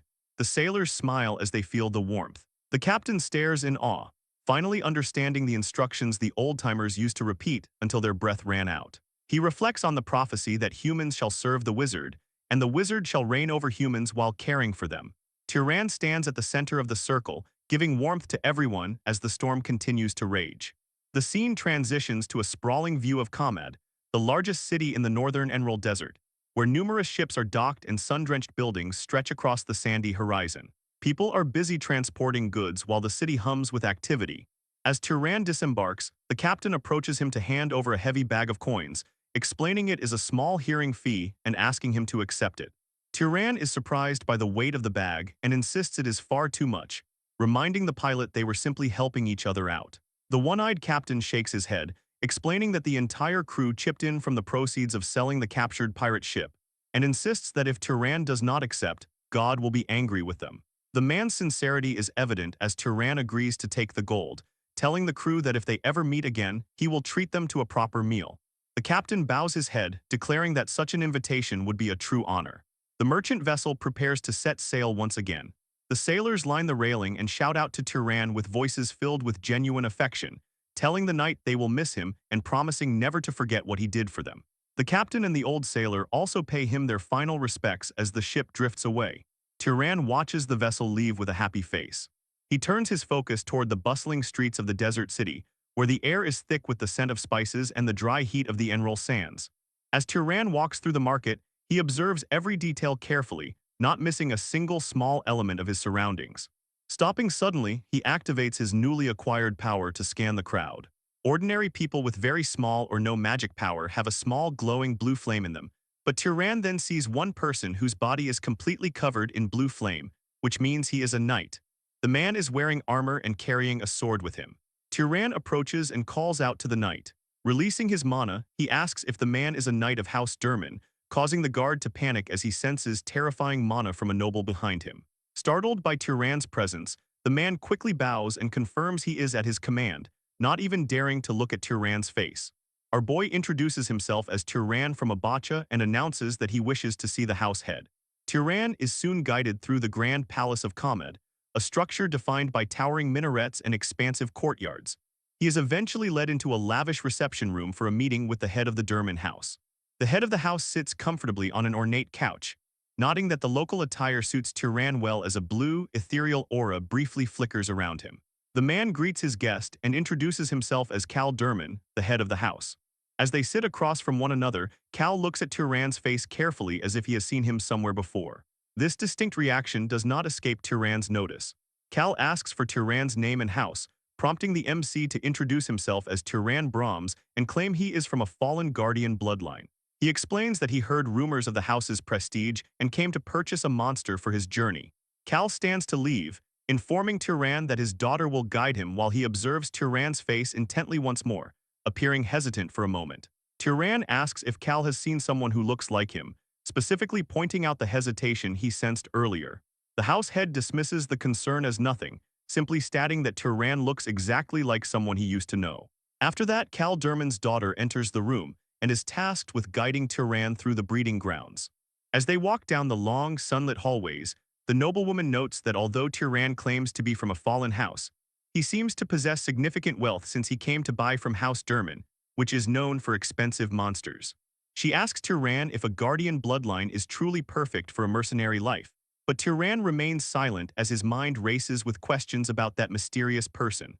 The question of who the house head saw lingers, and whether the man was reminded of his mother or his father. He reflects on his mother's features, like her curly hair, straight face, and somewhat large ears, and wonders if sharing those features was enough to trigger such a memory. Or could it be that the person the house head saw was his father, whose face he doesn't even know? A few moments later, the daughter suddenly stops and speaks proudly, announcing that they have arrived. She welcomes him to the House Durman breeding grounds. The moment Turan steps inside, his eyes widen at a place enormous beyond imagination, with vast sections stretching in every direction. Each area is carefully designed to house different kinds of monsters. Some areas resemble forests, while others look like rocky mountains or swamps, while certain chambers even recreate desert-like environments. Turan looks around in genuine amazement at how each room has its own habitat. Every monster is being raised in an environment perfectly suited to its nature, showing that House Durman has invested unimaginable wealth and effort into this place. As they continue walking, Turan eventually stops in front of a particularly impressive horse-like monster. The creature possesses a powerful body and sharp eyes, carrying an intimidating presence that immediately catches his attention. Looking at it carefully, Turan asks how much the creature costs. The girl casually replies that they raised him with quite a bit of care and tells him he would have to pay 4,000 gold coins. The instant Tyran hears the price, he practically turns to stone from shock. Internally, his expression completely freezes as he realizes that is twice his entire fortune. Until now, he had honestly believed he possessed a decent amount of money after everything he had earned during his journey. But at this moment, reality hits him mercilessly as it becomes clear he was wrong to think he was rolling in money. As they continue moving through the breeding grounds, Tyran quietly falls into deep thought once more. He wonders if he should give up on getting a monster, but reminds himself that he cannot exactly cross the desert while carrying that chest full of money either. The situation leaves him trapped between two difficult choices, and neither option seems ideal. After thinking for a while, Tyran suddenly stops in front of a much smaller cage located near the corner of the breeding grounds. Inside the cage is a strange bird-like beast. Unlike the other monsters they had passed earlier, this creature is quietly staring directly at him the entire time, almost as if it were carefully observing him. Tyran narrows his eyes slightly before pointing toward it and asking what the price is for that one. The girl answers casually that it is 1,500 gold coins. The moment he hears the price, Tyran's expression immediately changes. Compared to everything else he had seen so far, this feels unbelievably cheap and quite a bargain considering its mana capacity, even though it would take all his savings. After observing it for another moment, Tyran asks what its abilities are. She replies that it is smart and flies well. Hearing that, Tyran cannot help but wonder what kind of ability that is supposed to be. However, before he can ask further, she continues explaining that this is actually one of the more popular species, but it is too smart for its own good. She says it absolutely refuses to listen to anyone it deems dumber than itself. Even while she explains, the bird beast continues staring at Tyran without looking away for even a second. Seeing that unusual behavior, Tyran slowly steps closer to the cage and asks the creature if it can understand him. He tells the bird it really must be smart, even if it is a bit ugly. Hearing this, the bird begins to shake its head in anger. After saying that, Tyran notes that it definitely understands everything. The girl sighs helplessly and confirms that they even tried teaching it to read, but it would not learn. She admits she does not know whether it simply does not want to or if it actually cannot. Even so, she still sounds disappointed as she looks at the creature and calls it a waste. She mentions that it has incredible strength for its size and that they have fed it plenty of monster meat while raising it. She notes it would be worth far more if it just listened to people. At that moment, Tyran suddenly looks directly at the bird beast and asks if there is something it wants. The girl begins saying dismissively that it is no use asking, but before she can finish, the beast suddenly stretches one of its claws forward toward Tyran. The girl's eyes widen in complete shock as she wonders why it did that all of a sudden. Even Tyran looks slightly surprised by the reaction. Staring at the creature, he asks if it wants him. He notes that he is not that special of a person and asks if there is a specific reason for this behavior. He then asks the bird if he buys it, would it be willing to learn how to read. The bird monster agrees by nodding its head. After some time, Cal Durman arrives at the scene. He immediately activates his magic and declares that the process is done, and with this, the two of them are now bonded. The iron restraints and magical bindings around the bird beast instantly disappear. Freed from the cage, the creature immediately moves toward Tyran's side without hesitation, almost as if it had already decided he was its true master from the very beginning. Watching the scene unfold, even Cal Durman seems somewhat surprised. As he approaches them, he says it is surprising how well it follows Tyran and tells him to take good care of it. Now standing beside him, the strange bird beast quietly remains at his side as though it has finally found the person it had been waiting for. Tyran acknowledges the man's words and says he will. For a brief moment, silence fills the area, but then Cal suddenly speaks again with an expression becoming slightly more serious. He says he could just let this pass, but asks Tyran if he happens to have any connection to Tail Eyes. The moment Tyran hears that name, his eyes widen slightly in surprise and he repeats the name. However, almost immediately after asking the question, Cal shakes his head and tells Tyran to forget he asked. Even though the conversation seems to end there, Tyran's thoughts immediately become restless once again. The fact that the man thought of that person the moment he saw Tyran's face makes the situation feel increasingly suspicious. After remaining silent for a moment, Tyran finally decides to ask something directly himself. He asks the house head if he may also ask one thing, and Cal calmly nods for him to go ahead. Without hesitation, Tyran takes out a portrait and shows it to him before asking if he happens to know a woman named Vige. Cal carefully looks at the portrait for a moment before immediately answering that he does not, nodding that if she were such a beauty, there is no way he would have forgotten her. Hearing that answer, Turan quietly lowers the portrait again and says he understands. Then, he tells the group he needs a second. Before anyone can ask what he means, the bird beast suddenly spreads its wings and flies upward. Seeing this unexpected action, Cal immediately frowns slightly and asks what he is doing. Turan answers that since he has paid the price and the deal is done, it is only natural to check if everything is in order. The next moment, he grabs onto the beast's legs firmly. The giant bird creature immediately lifts him high into the air and begins flying forward at incredible speed. Wind rushes past Turan as they soar across the vast grounds of House Durman. Sometime later, the scene shifts again. Turan can now be seen walking into a room for his meal. A servant standing nearby respectfully bows toward him and hopes that the master enjoyed his meal. Just then, Cal's daughter approaches him and asks how the flight was. Turan replies that it was good and felt like it cleared his head. Soon afterward, she begins introducing him to several people gathered nearby. She announces to everyone that this is Turan Brahms and mentions that he came from the Carmine side. The moment she says that, one person among the group reacts with surprise and asks if that wasn't near Arabian. Before the atmosphere can become awkward, she immediately shoots back at him sharply, telling him not to associate their guest with those sparrows.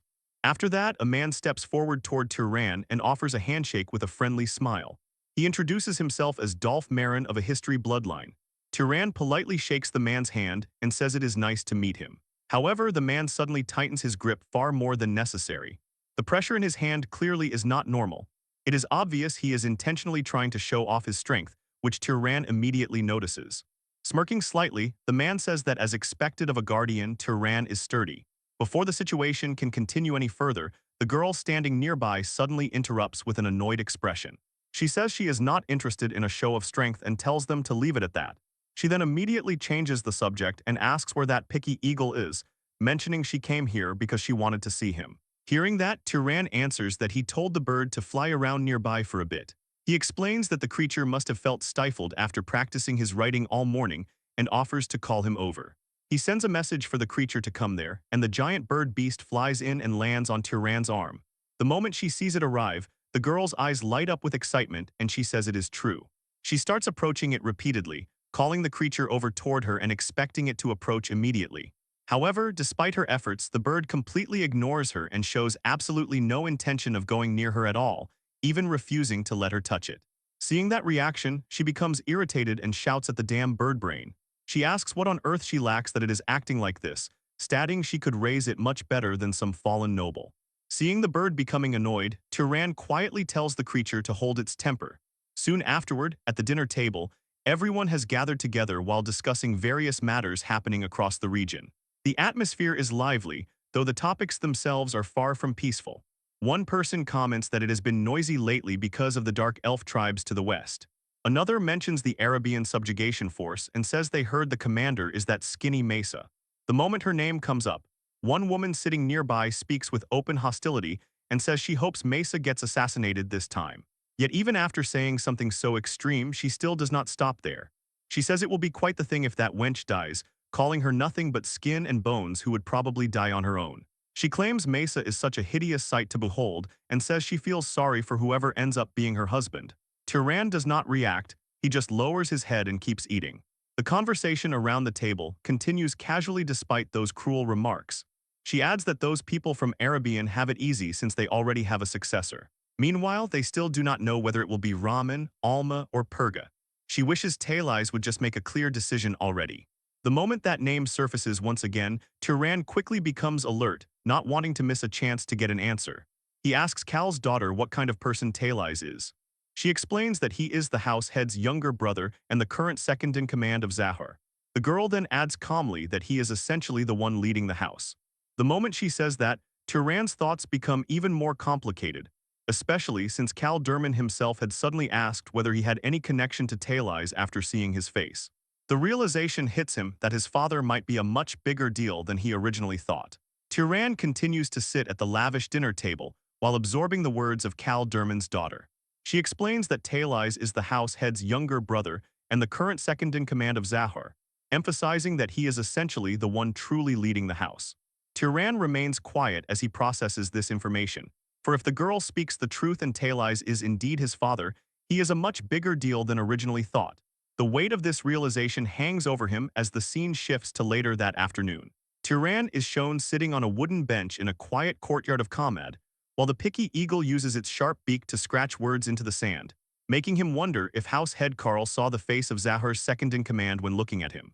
And if that person really is his father, then if he is even the slightest blemish to him, he would be crushed like a bug the moment he is discovered. Lost in thought, he raises his eyes and notices something strange as the bird carefully writes out that it is a black eagle before adding a question asking if it wrote well, though it spells the word good as gud. Tyran watches the bird in silence for some time and tells it that he did not tell it to copy that specific part, pointing out to the creature that its spelling is wrong. He then asks the eagle if it has decided on a name for itself yet. The bird stops and shakes its head from side to side. It pecks at the sand again to write the words not yet, leading Tyran to ask if not yet is supposed to be its name. The eagle continues to peck at the ground while Tyran crosses his arms and leans back, asking the bird why it chose him as its master. The eagle looks up and writes that Tyran is good, adding that his inside fits the bird perfectly. Tyran leans down closer and pats the bird again, saying he assumes it meant to say good, while declaring the rest of its writing is full of mistakes and needs more study. Gazing at the bird, Tyran wonders if its claim about his inside fitting perfectly is because of his specific bloodline, which is a mix of Zahor and another house. His thoughts are interrupted when the rude man from Ariel walks up and mentions a hunting trip to stretch his legs, asking Tyran if he would like to come along, but the youth remains seated and answers that he is leaving today. The man puts on a friendly face and says it is a bit disappointing, claiming Tyran should have said something sooner as he thought they were closer than that. Tyran stares at him with a neutral expression, seeing that Dolph is merely pretending to be friendly while actually wanting to suppress him with force just so he can feel superior. Dolph does not give up and offers to act as a guide since he knows this area inside out, but Tyran looks at the eagle before telling him no thank you. Dolph waves a hand dismissively as he walks away, telling Tyran to be sure to let him know if he changes his mind. Tyran watches Dolph go and reflects that the man is backing off far too easily, which feels suspicious. Later that day, Tyran prepares to depart from the city, but it seems like he is a little bit too annoyed, as Tyran tells a group of armored knights that there is no need to see him off, though they approach and explain it is House Head Cal's order to escort him safely to the fortress walls. Before leaving the city entirely, Tyran enters a local library filled with scrolls and books to tell the attendant that he wants a desert guidebook and enrolls religious texts. After some time, he finally gets the books and places a few coins on a book, telling the man this should cover the cost as the attendant bows and calls him master. Soon Tyran stands outside the library, busy reading with the picky eagle perched on his shoulder.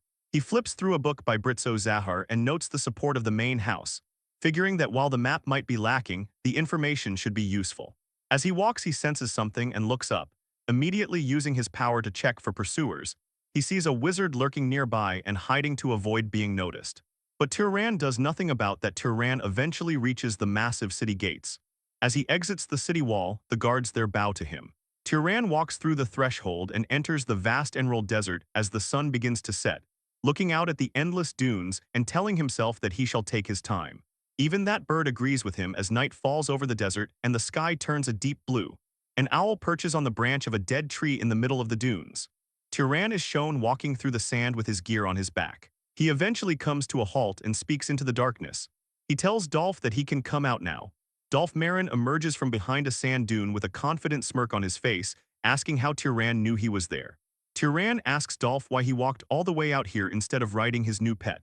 Dolph laughs and says he just thought it might be dangerous for a young fellow to travel alone, claiming that is why he did it, and nodding that the desert is a dangerous place. Tyran looks at him coldly and asks if he is after his mana. Dolph stops walking and clenches his fists together until his knuckles crack, asking if Tyran knew that and still came out here alone before calling him either brave or just reckless. Dolph declares that this is why nobles hate it when people call them fallen nobles. Dolph continues to mock Tyran, saying he speaks as if they are on the same level and asking if the youth is actually worse off than him.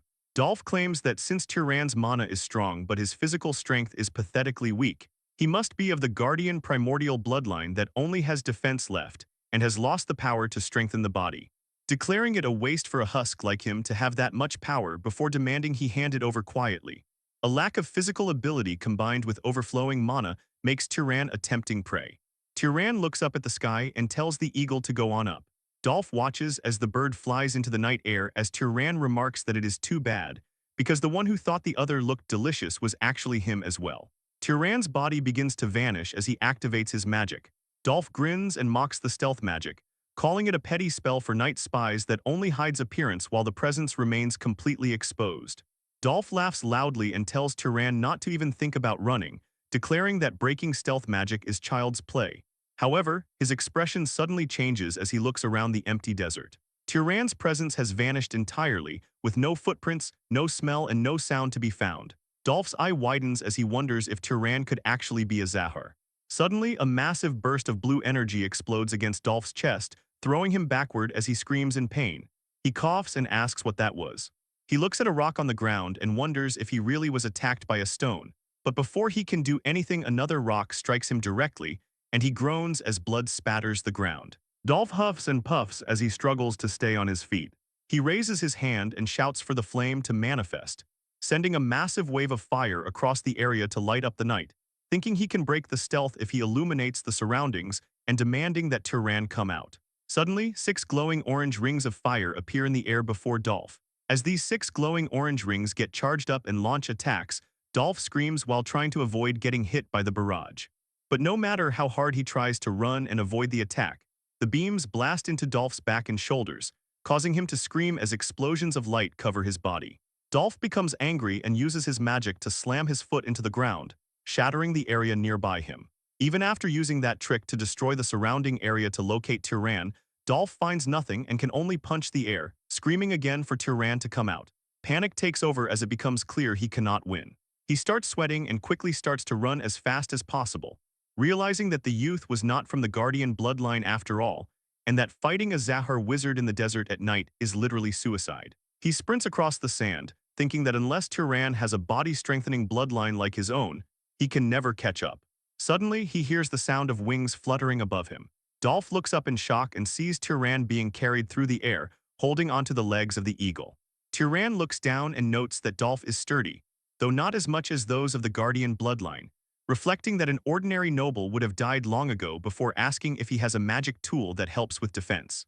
Dolph falls to his knees and begins to tremble, begging Tyran to have mercy. Tyran stares at him with a cold and merciless gaze, telling Dolph that he already knows that he cannot do that. Tyran extends his hand downward, and a colossal pillar of fire erupts from his palm, completely consuming Dolph. Tyran stands over the charred remains of Dolph Marin on the desert floor, as thick smoke billows from the blackened corpse.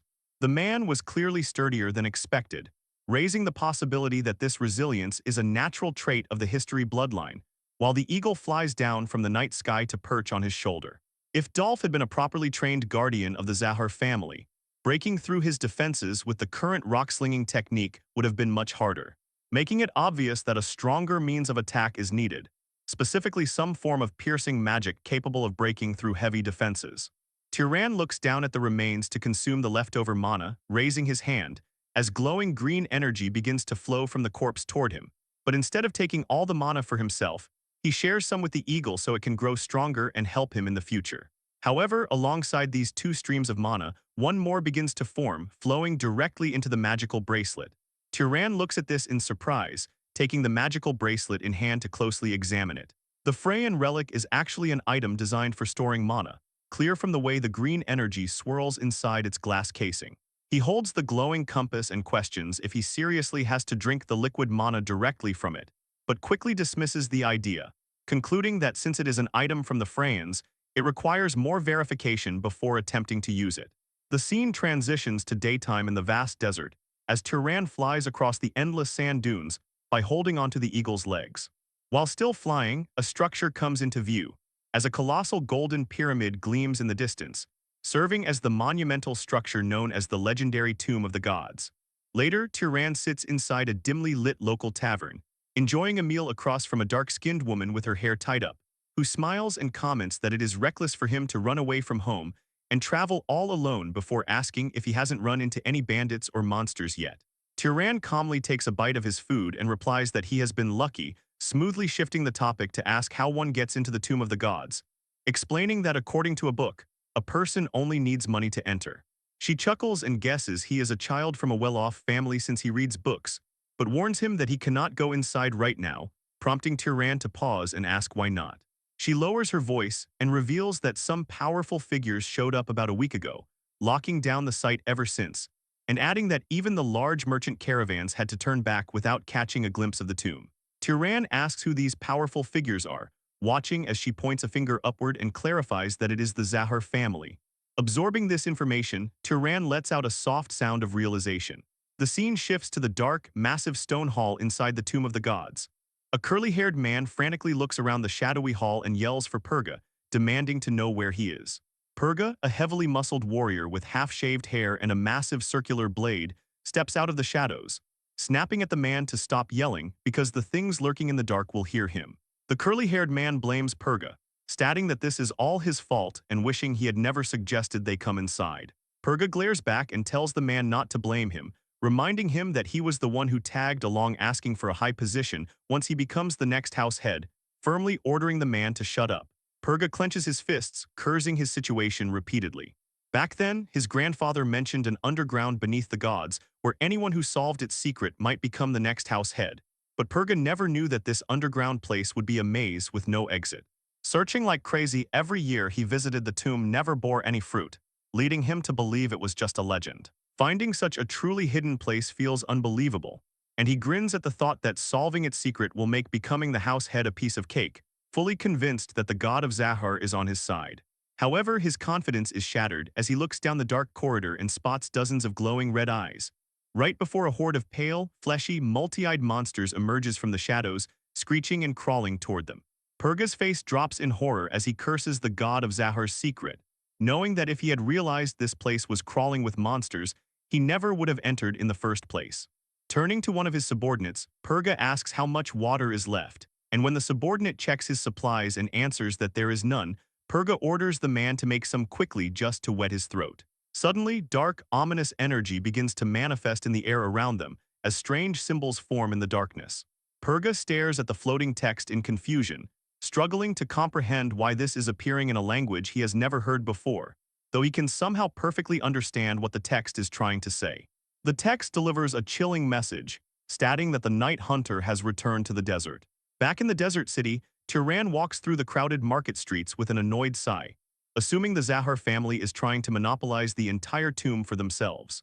And knowing that loitering around the city might result in meeting someone else who can see tail eyes in his face, just like House Head Cal. Tiran resolves to lay low for a while, but as he passes a merchant's stall, he spots a large sack filled with white, rocky chunks.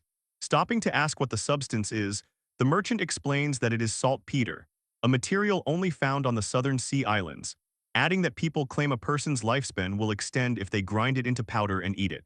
Hearing the word saltpeter, Tiran immediately remembers seeing it in Orville the Pyromaniac's book. Pulling out the arsonist's journal and flipping through the pages, he finds the correct formula, reading that the arsonist gave up on making it last time because he lacked the proper ingredients, which makes it worth trying to create considering the immense power of the spirit of fire that Orville used. Tiran looks up and asks the merchant if he happens to have something called sulfur as well, but the merchant just shakes his head, stating that is a first for him. Exploring other shops reveals that sulfur is only found in volcanic regions and is mostly used for disinfection. One shopkeeper adds that since not many people look for it, the material is incredibly hard to find in the desert. If he had known this, he would have searched for it back in Kamad, though traveling all the way to the east is likely unnecessary as long as he can simply find a volcano. The merchant points to a sack of black sugar and asks if Tiran plans to buy it due to its precious value, but Tiran politely declines, stating that sweets aren't really his thing. Tiran eventually ventures out into the desert to practice his magic, using his sling to launch a concentrated bullet of compressed sand, which effortlessly shatters a massive stone upon impact. Tiran nods in approval, seeing that sand bullets are a perfectly good alternative to rocks. Holding out his hand to make several sharp sand projectiles with his magic, he demonstrates the ability to change their shape mid-flight, increasing their piercing power or scattering them to cover a wider area, an effective method that preserves his processed stones despite consuming a bit more mana. Checking his pouch reveals he only has 5 or 6 processed stones left, meaning he must use them sparingly. Manipulating the sand on the surface with his mana provides a useful technique for binding an opponent's ankles or obscuring their vision, prompting him to practice moving through the sand as if he were swimming. Tiran turns his gaze back toward the towering golden pyramid, curious about what the nobles are doing inside the tomb after locking it down for days. Contemplating whether he should just leave and go to another city, He pauses and decides against it, concluding that he can simply sneak in and take a look. Reasoning that he can easily run away if caught, he uses his magic to hide himself. But suddenly, the muffled sounds of a struggling person catch his attention. Tyran hides behind a large rock and peeks out to see two men in desert robes dragging a bound captive across the sand, with one of the men cursing and asking why the captive is so noisy. He instructs his partner to keep the man quiet, but strictly orders him not to kill the prisoner. Tyran watches as they drag the man into the entrance of the tomb, questioning what kind of operation requires kidnapping people. Tyran quietly follows the men down the dark stone staircases of the tomb, eventually reaching a large chamber. In the center of the room, a colossal, swirling black portal spins like a whirlpool on the floor. Armed guards stand around the captive as he asks what this place is, only for the guards to yell at him that questions are not permitted. Tyran stares in shock, completely baffled by the portal. Observing the scene reveals that although these men are kidnappers, they are the ones who look visibly scared. The guard points at the dark portal and orders the captive to take the cargo and go inside, forcing the man to carry two large barrels and wade blindly into the darkness.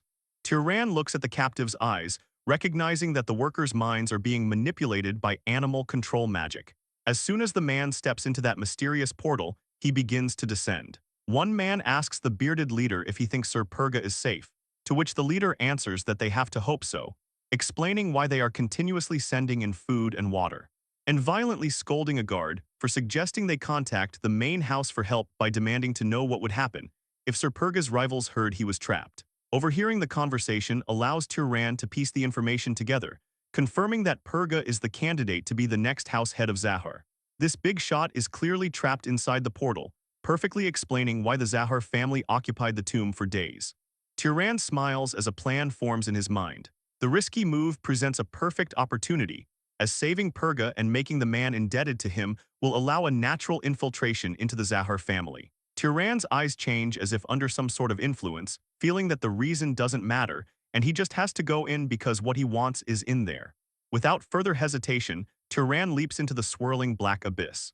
For a moment, nothing but darkness surrounds him, until he grabs his head as his mind clears, cursing upon realizing he was briefly bewitched by something outside the portal and chastising himself for the stupid plan, questioning what guarantee there is that a man like Purga would even repay his debts. While thinking about this, the sound of someone screaming echoes out, and Tyran emerges on the other side, landing inside a dimly lit room while still in his invisible form so no one notices him. Purga looks at the supplies brought by the captive, and calls it great that the subordinates outside are continuously sending people in, while the captive groans loudly on the floor nearby. Purga glares at the man and complains that he is too noisy, casually ordering someone to take care of the captive to conserve food. The subordinate immediately complies, stepping forward and ruthlessly stomping on the captive's head to kill him instantly. Tyran watches the brutal execution, seeing firsthand the true nature of Purga Zahar. Killing a person to take their water without a shred of guilt confirms that Purga is definitely not the type of person to repay a favor. But just as he turns to look around the palace, a mysterious voice calls out, stating that he is mistaken and is not the Night Hunter. Long ago, massive giants ruled over the fertile and prosperous plains of Enroll. With their enormous bodies, they relentlessly consumed everything in their path and eventually turned the entire land into a dry, barren desert. Requiring vast amounts of water every single day, the giants reached a point where they could no longer withstand their thirst. They enslaved humanity and slaughtered thousands of innocent people daily, draining human blood just to quench their immense thirst. However, on one fateful, moonless night beneath a sky of absolute pitch-black darkness, the legendary Night Hunter of the Freyans arrived on the battlefield. He single-handedly slew every single giant, saving all of mankind from total and absolute extinction. In deep gratitude, the liberated humans offered him the three most beautiful maidens in the entire land to take as his brides, and the three children born from those unions inherited extraordinary, miraculous powers. One child possessed the ability to conceal his body, one could command the deepest shadows, and the final child could generate deadly poison. But after the great Night Hunter ascended to the heavens, the brothers quickly fell into conflict, fighting over who would claim dominion and rule the vast desert. The eldest brother, who possessed the incredible power to conceal his body, chose to leave the plains because he absolutely refused to fight his own flesh and blood. But the second brother, the Master of Shadows, and the third brother, the Master of Poison, waged a brutal and devastating war against each other, plunging the entire desert into deep turmoil and driving countless innocent people to absolute despair. In the end, the eldest brother returned from his exile, successfully defeated both of his younger siblings, and claimed absolute, unmatched dominion over the entire desert. He was the grand, ultimate ancestor of the House of Zahar.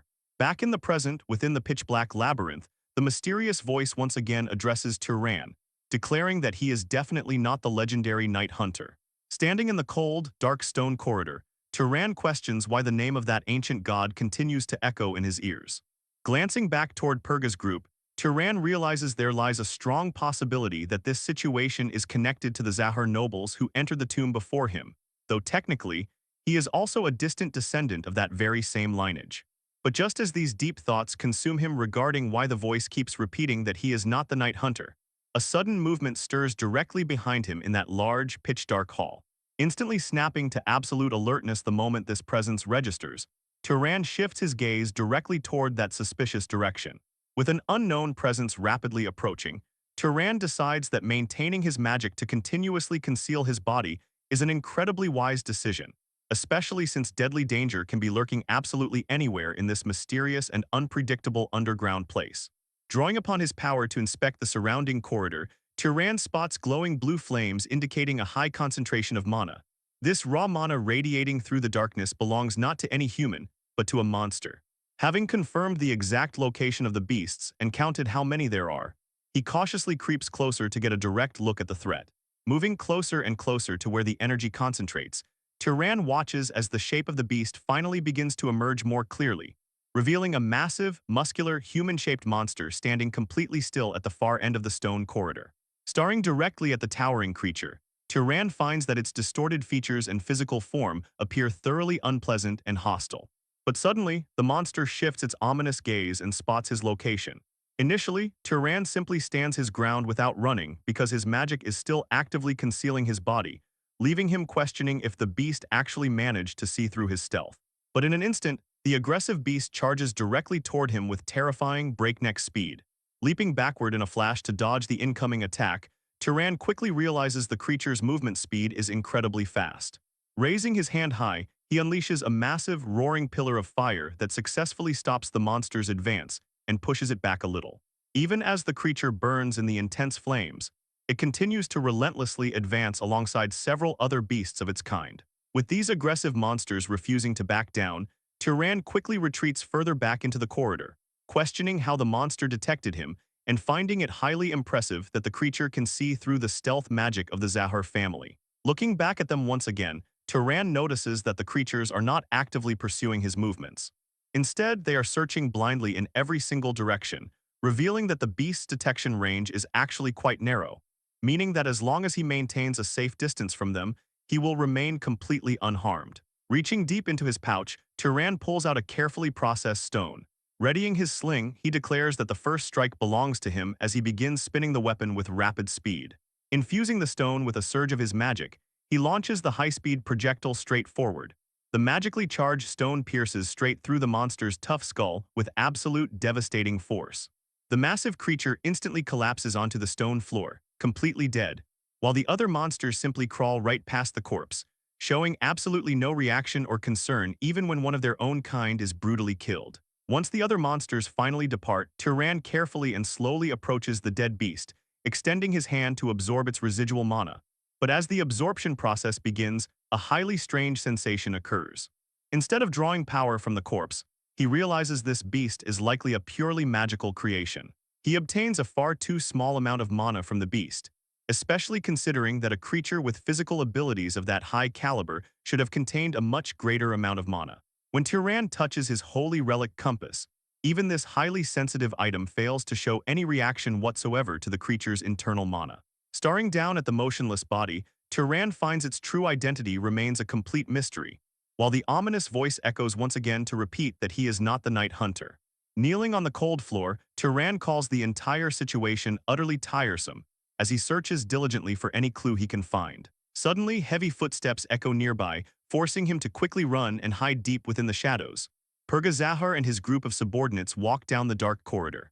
Reaching the exact same location where Turan stood just moments ago, Purga abruptly orders his subordinates to halt.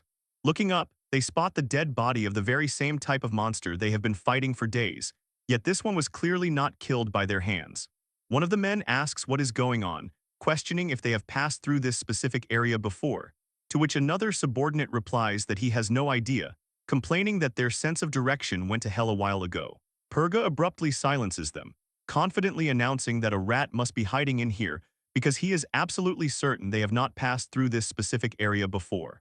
The men look around nervously, hoping that it could be a rescue party, but Purga quickly reasons that if it were indeed a rescue party, they would have noticed their presence by now, adding that making a commotion in a dangerous place like this would easily stand out.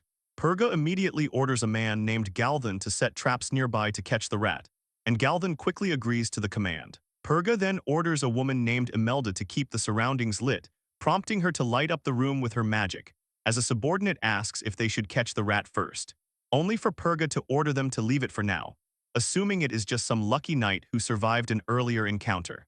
Smirking maliciously, he declares that they will let the rat run around for a little while so they can eventually use him as bait for the monsters. But as they actively plan their next moves, Tyran listens to their entire plan while remaining perfectly silent and hidden within the shadows. 3 days pass, and Tyran finds himself in the bizarre situation of coexisting within the pitch-black labyrinth right alongside Purga's group. Fortunately, the traps laid by the barrier-bearer bloodline are clearly visible directly to his eyes because of the holy relic, posing absolutely no obstacle to his movement at all. In fact, thanks to the intense darkness of the labyrinth, Purga's men often suffer the humiliation of triggering their own traps, leading to a loud scream as a sudden explosion engulfs one of them. While Purga's group remains completely unable to gauge their direction in the pitch-black darkness, Tyran explores the labyrinth, finding a quiet area where monster activity is incredibly sparse, allowing him to kneel and use his mana to draw a glowing blue cross mark on the floor, utilizing the power of the holy relic to establish several safe locations as bases to slowly expand his overall search range. Occasionally, certain narrow paths swarm with an overwhelming number of strange creatures, making it absolutely impossible for Tyran to push through without fighting them one by one. During these difficult moments, Tyran borrows the strength of Purga's group by secretly luring the hostile hordes toward the Zahar nobles, forcing Purga's men to struggle desperately to fight off the massive wave of beasts, while one man loudly curses that the monsters are attacking again, asking why it feels like they strike more often, as another yells that their bright lights are responsible and orders the team to block them for now. Purga furiously slices through the incoming beasts with his massive circular blade, while Tyran quietly watches the battle from afar, sacrificing the opportunity to absorb the monster's mana, without any regret because these weak creatures yield such a tiny amount of energy that they are hardly worth his time or effort. After some time, Purga's group manages to defeat the monsters Tyran lured toward them, but many of the soldiers are now lying on the ground, some severely injured and others completely dead. While tending to a dying comrade, a subordinate mentions that they are starting to build up quite a heavy stockpile of bodies because the people on the outside keep sending captives down their way, assuming that their allies above are doing this under the belief that the knights are still alive.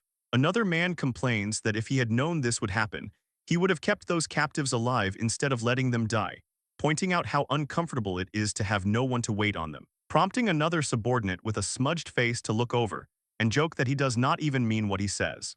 Observing them from his hiding spot, Tyran finds their behavior and words to be utterly despicable. The strange, mysterious voice that only Tyran and Purga can hear echoes once again, but this time it only makes a strange noise without saying anything coherent. Prompting Purga to notice this sound, alert his group of another approaching wave of monsters, and order his men to dim the lights immediately.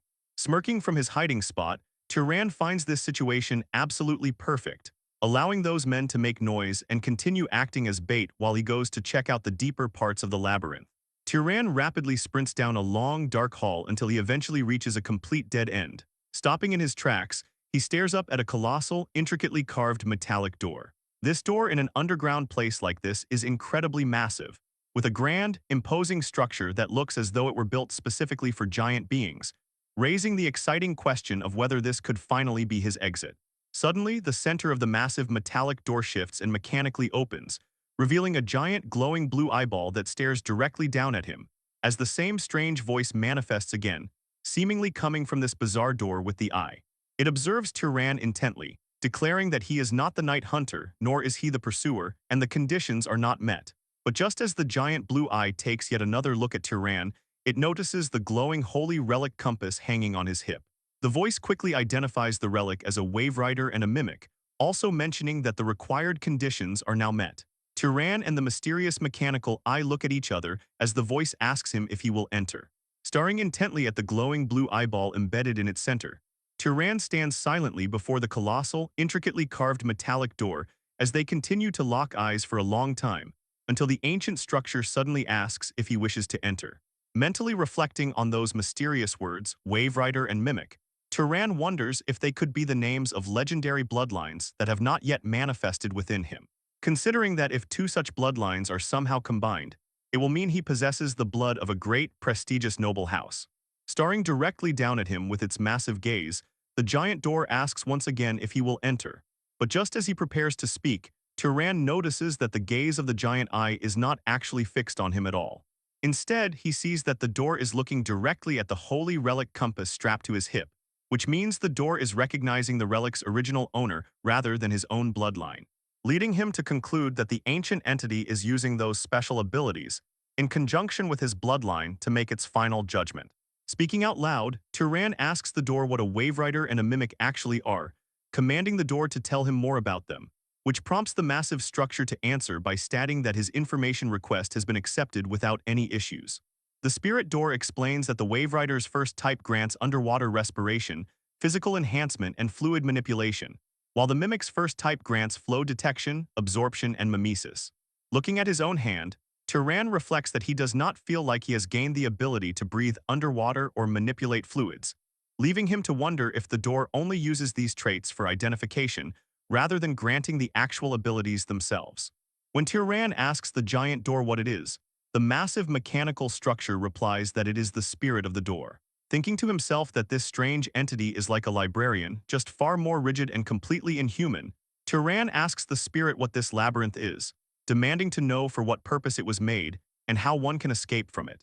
The door reveals that this is the labyrinth of the Night Hunter, explaining that the one who slays the chief while possessing the correct 4 types will become the Night Hunter, adding that if he slays the chief, the escape route will finally open. Shocked by this incredible revelation, Tyran slowly repeats the title of the Night Hunter, wondering if this truly means he will be able to become a god.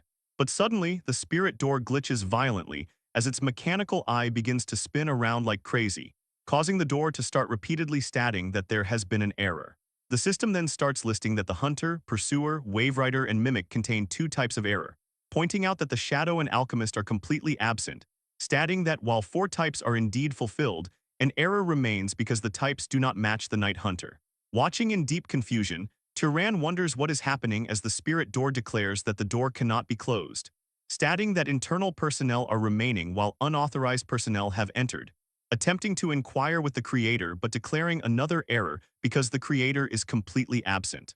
Suddenly, the giant blue eyeball glows intensely red as deep cracks spiderweb across its metallic surface, announcing that autonomous judgment has been initiated and a deployment order is being issued to the labyrinth chief, while a heavy rumbling echoes loudly from beyond the cracked door. Sensing the immense danger, Tyran realizes there is something massive waiting inside.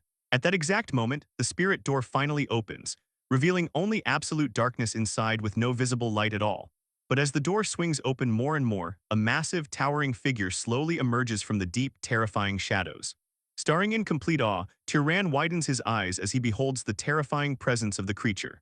A colossal, long-haired, and heavily muscular humanoid monster steps directly into the light.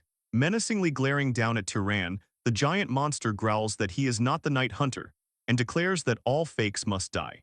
Without a second thought, Tyran immediately starts preparing for an attack, spinning his sling at high speeds while imbuing it with his glowing blue mana. Launching his attack, Tyran hits the monster directly on the head with the superfast stone, knowing that this monster will definitely not be defeated by such a simple strike. And without wasting any time, he activates his fire magic and lightning magic all at once to attack the monster, causing a huge explosion of roaring fire and lightning to erupt around them. Yet, even after using such powerful magic attacks, he is not even able to injure the monster. Looking down at Tyran with an ugly smile, the giant monster mocks him by saying that his attacks merely tickled.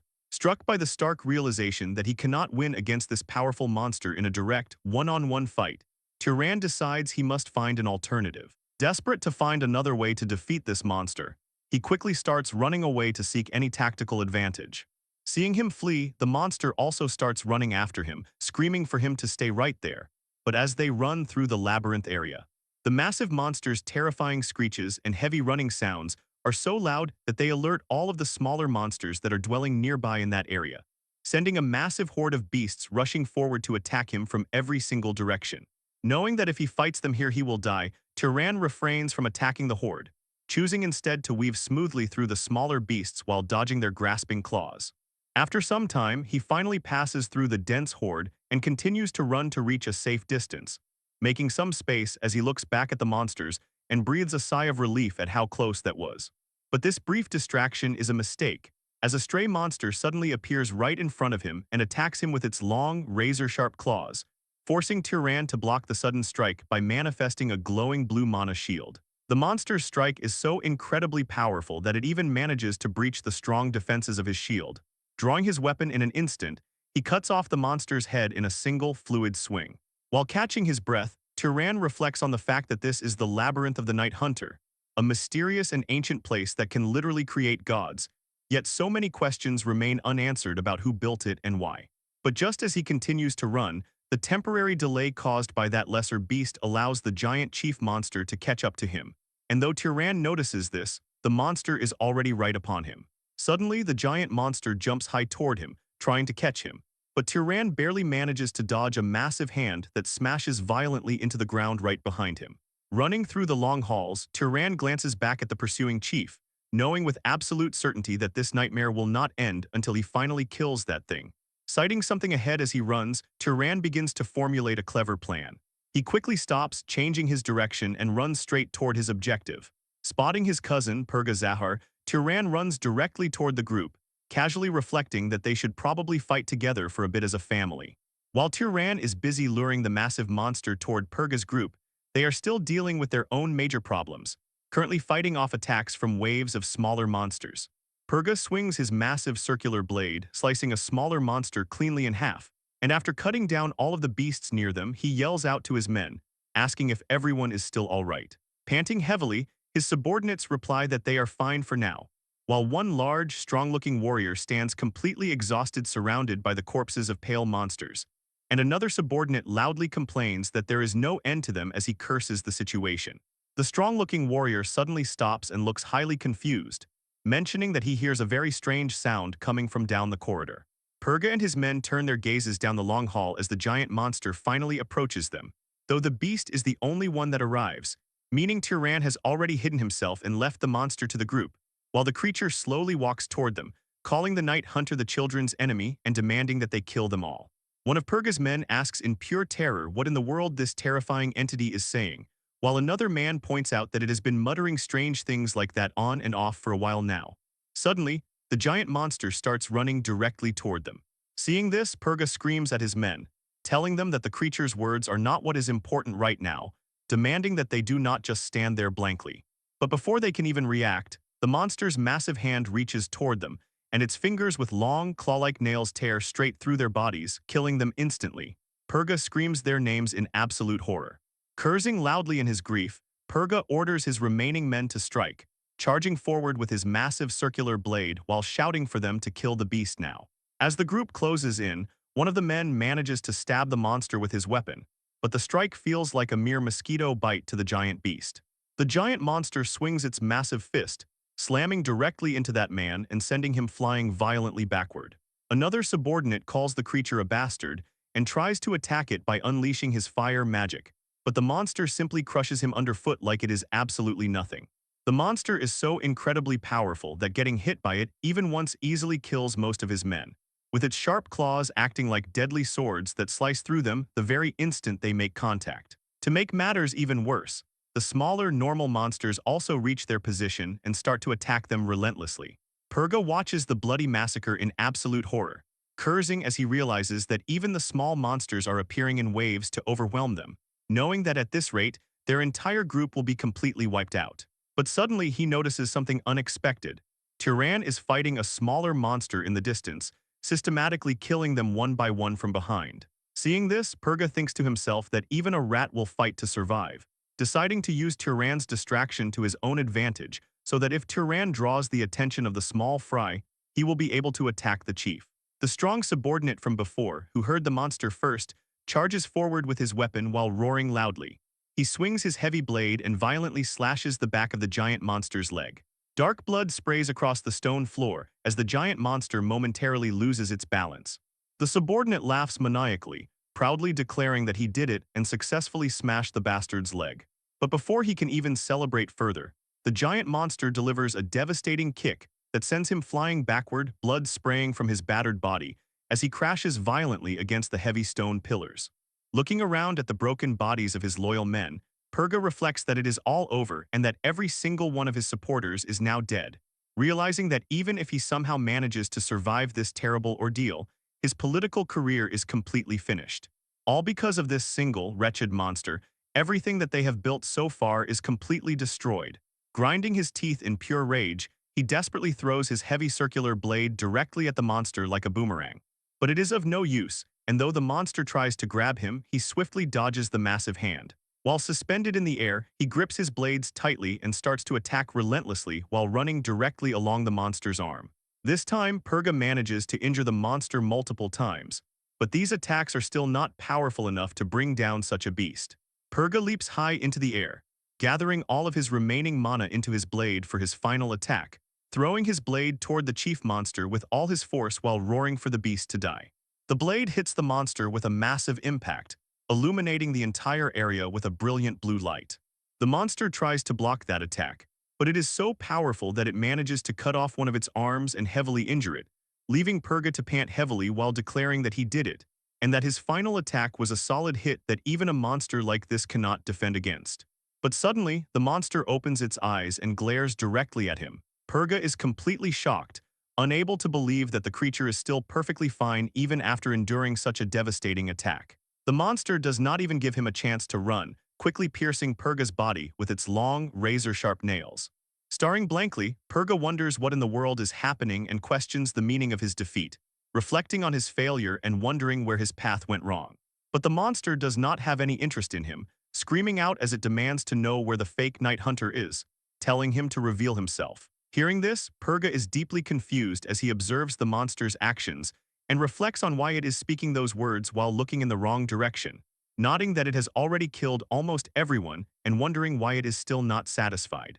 But as Purga looks in the exact direction the monster is staring, he notices Tyran, and he finally understands what is happening, realizing that the rat he was using as bait has actually turned the tables on him. While still concealing his body, Tyran suddenly lunges forward for a surprise attack, but the monster still manages to notice him, screaming out as it declares that it has found him and labeling him the fake night hunter, just as Tyran delivers his attack.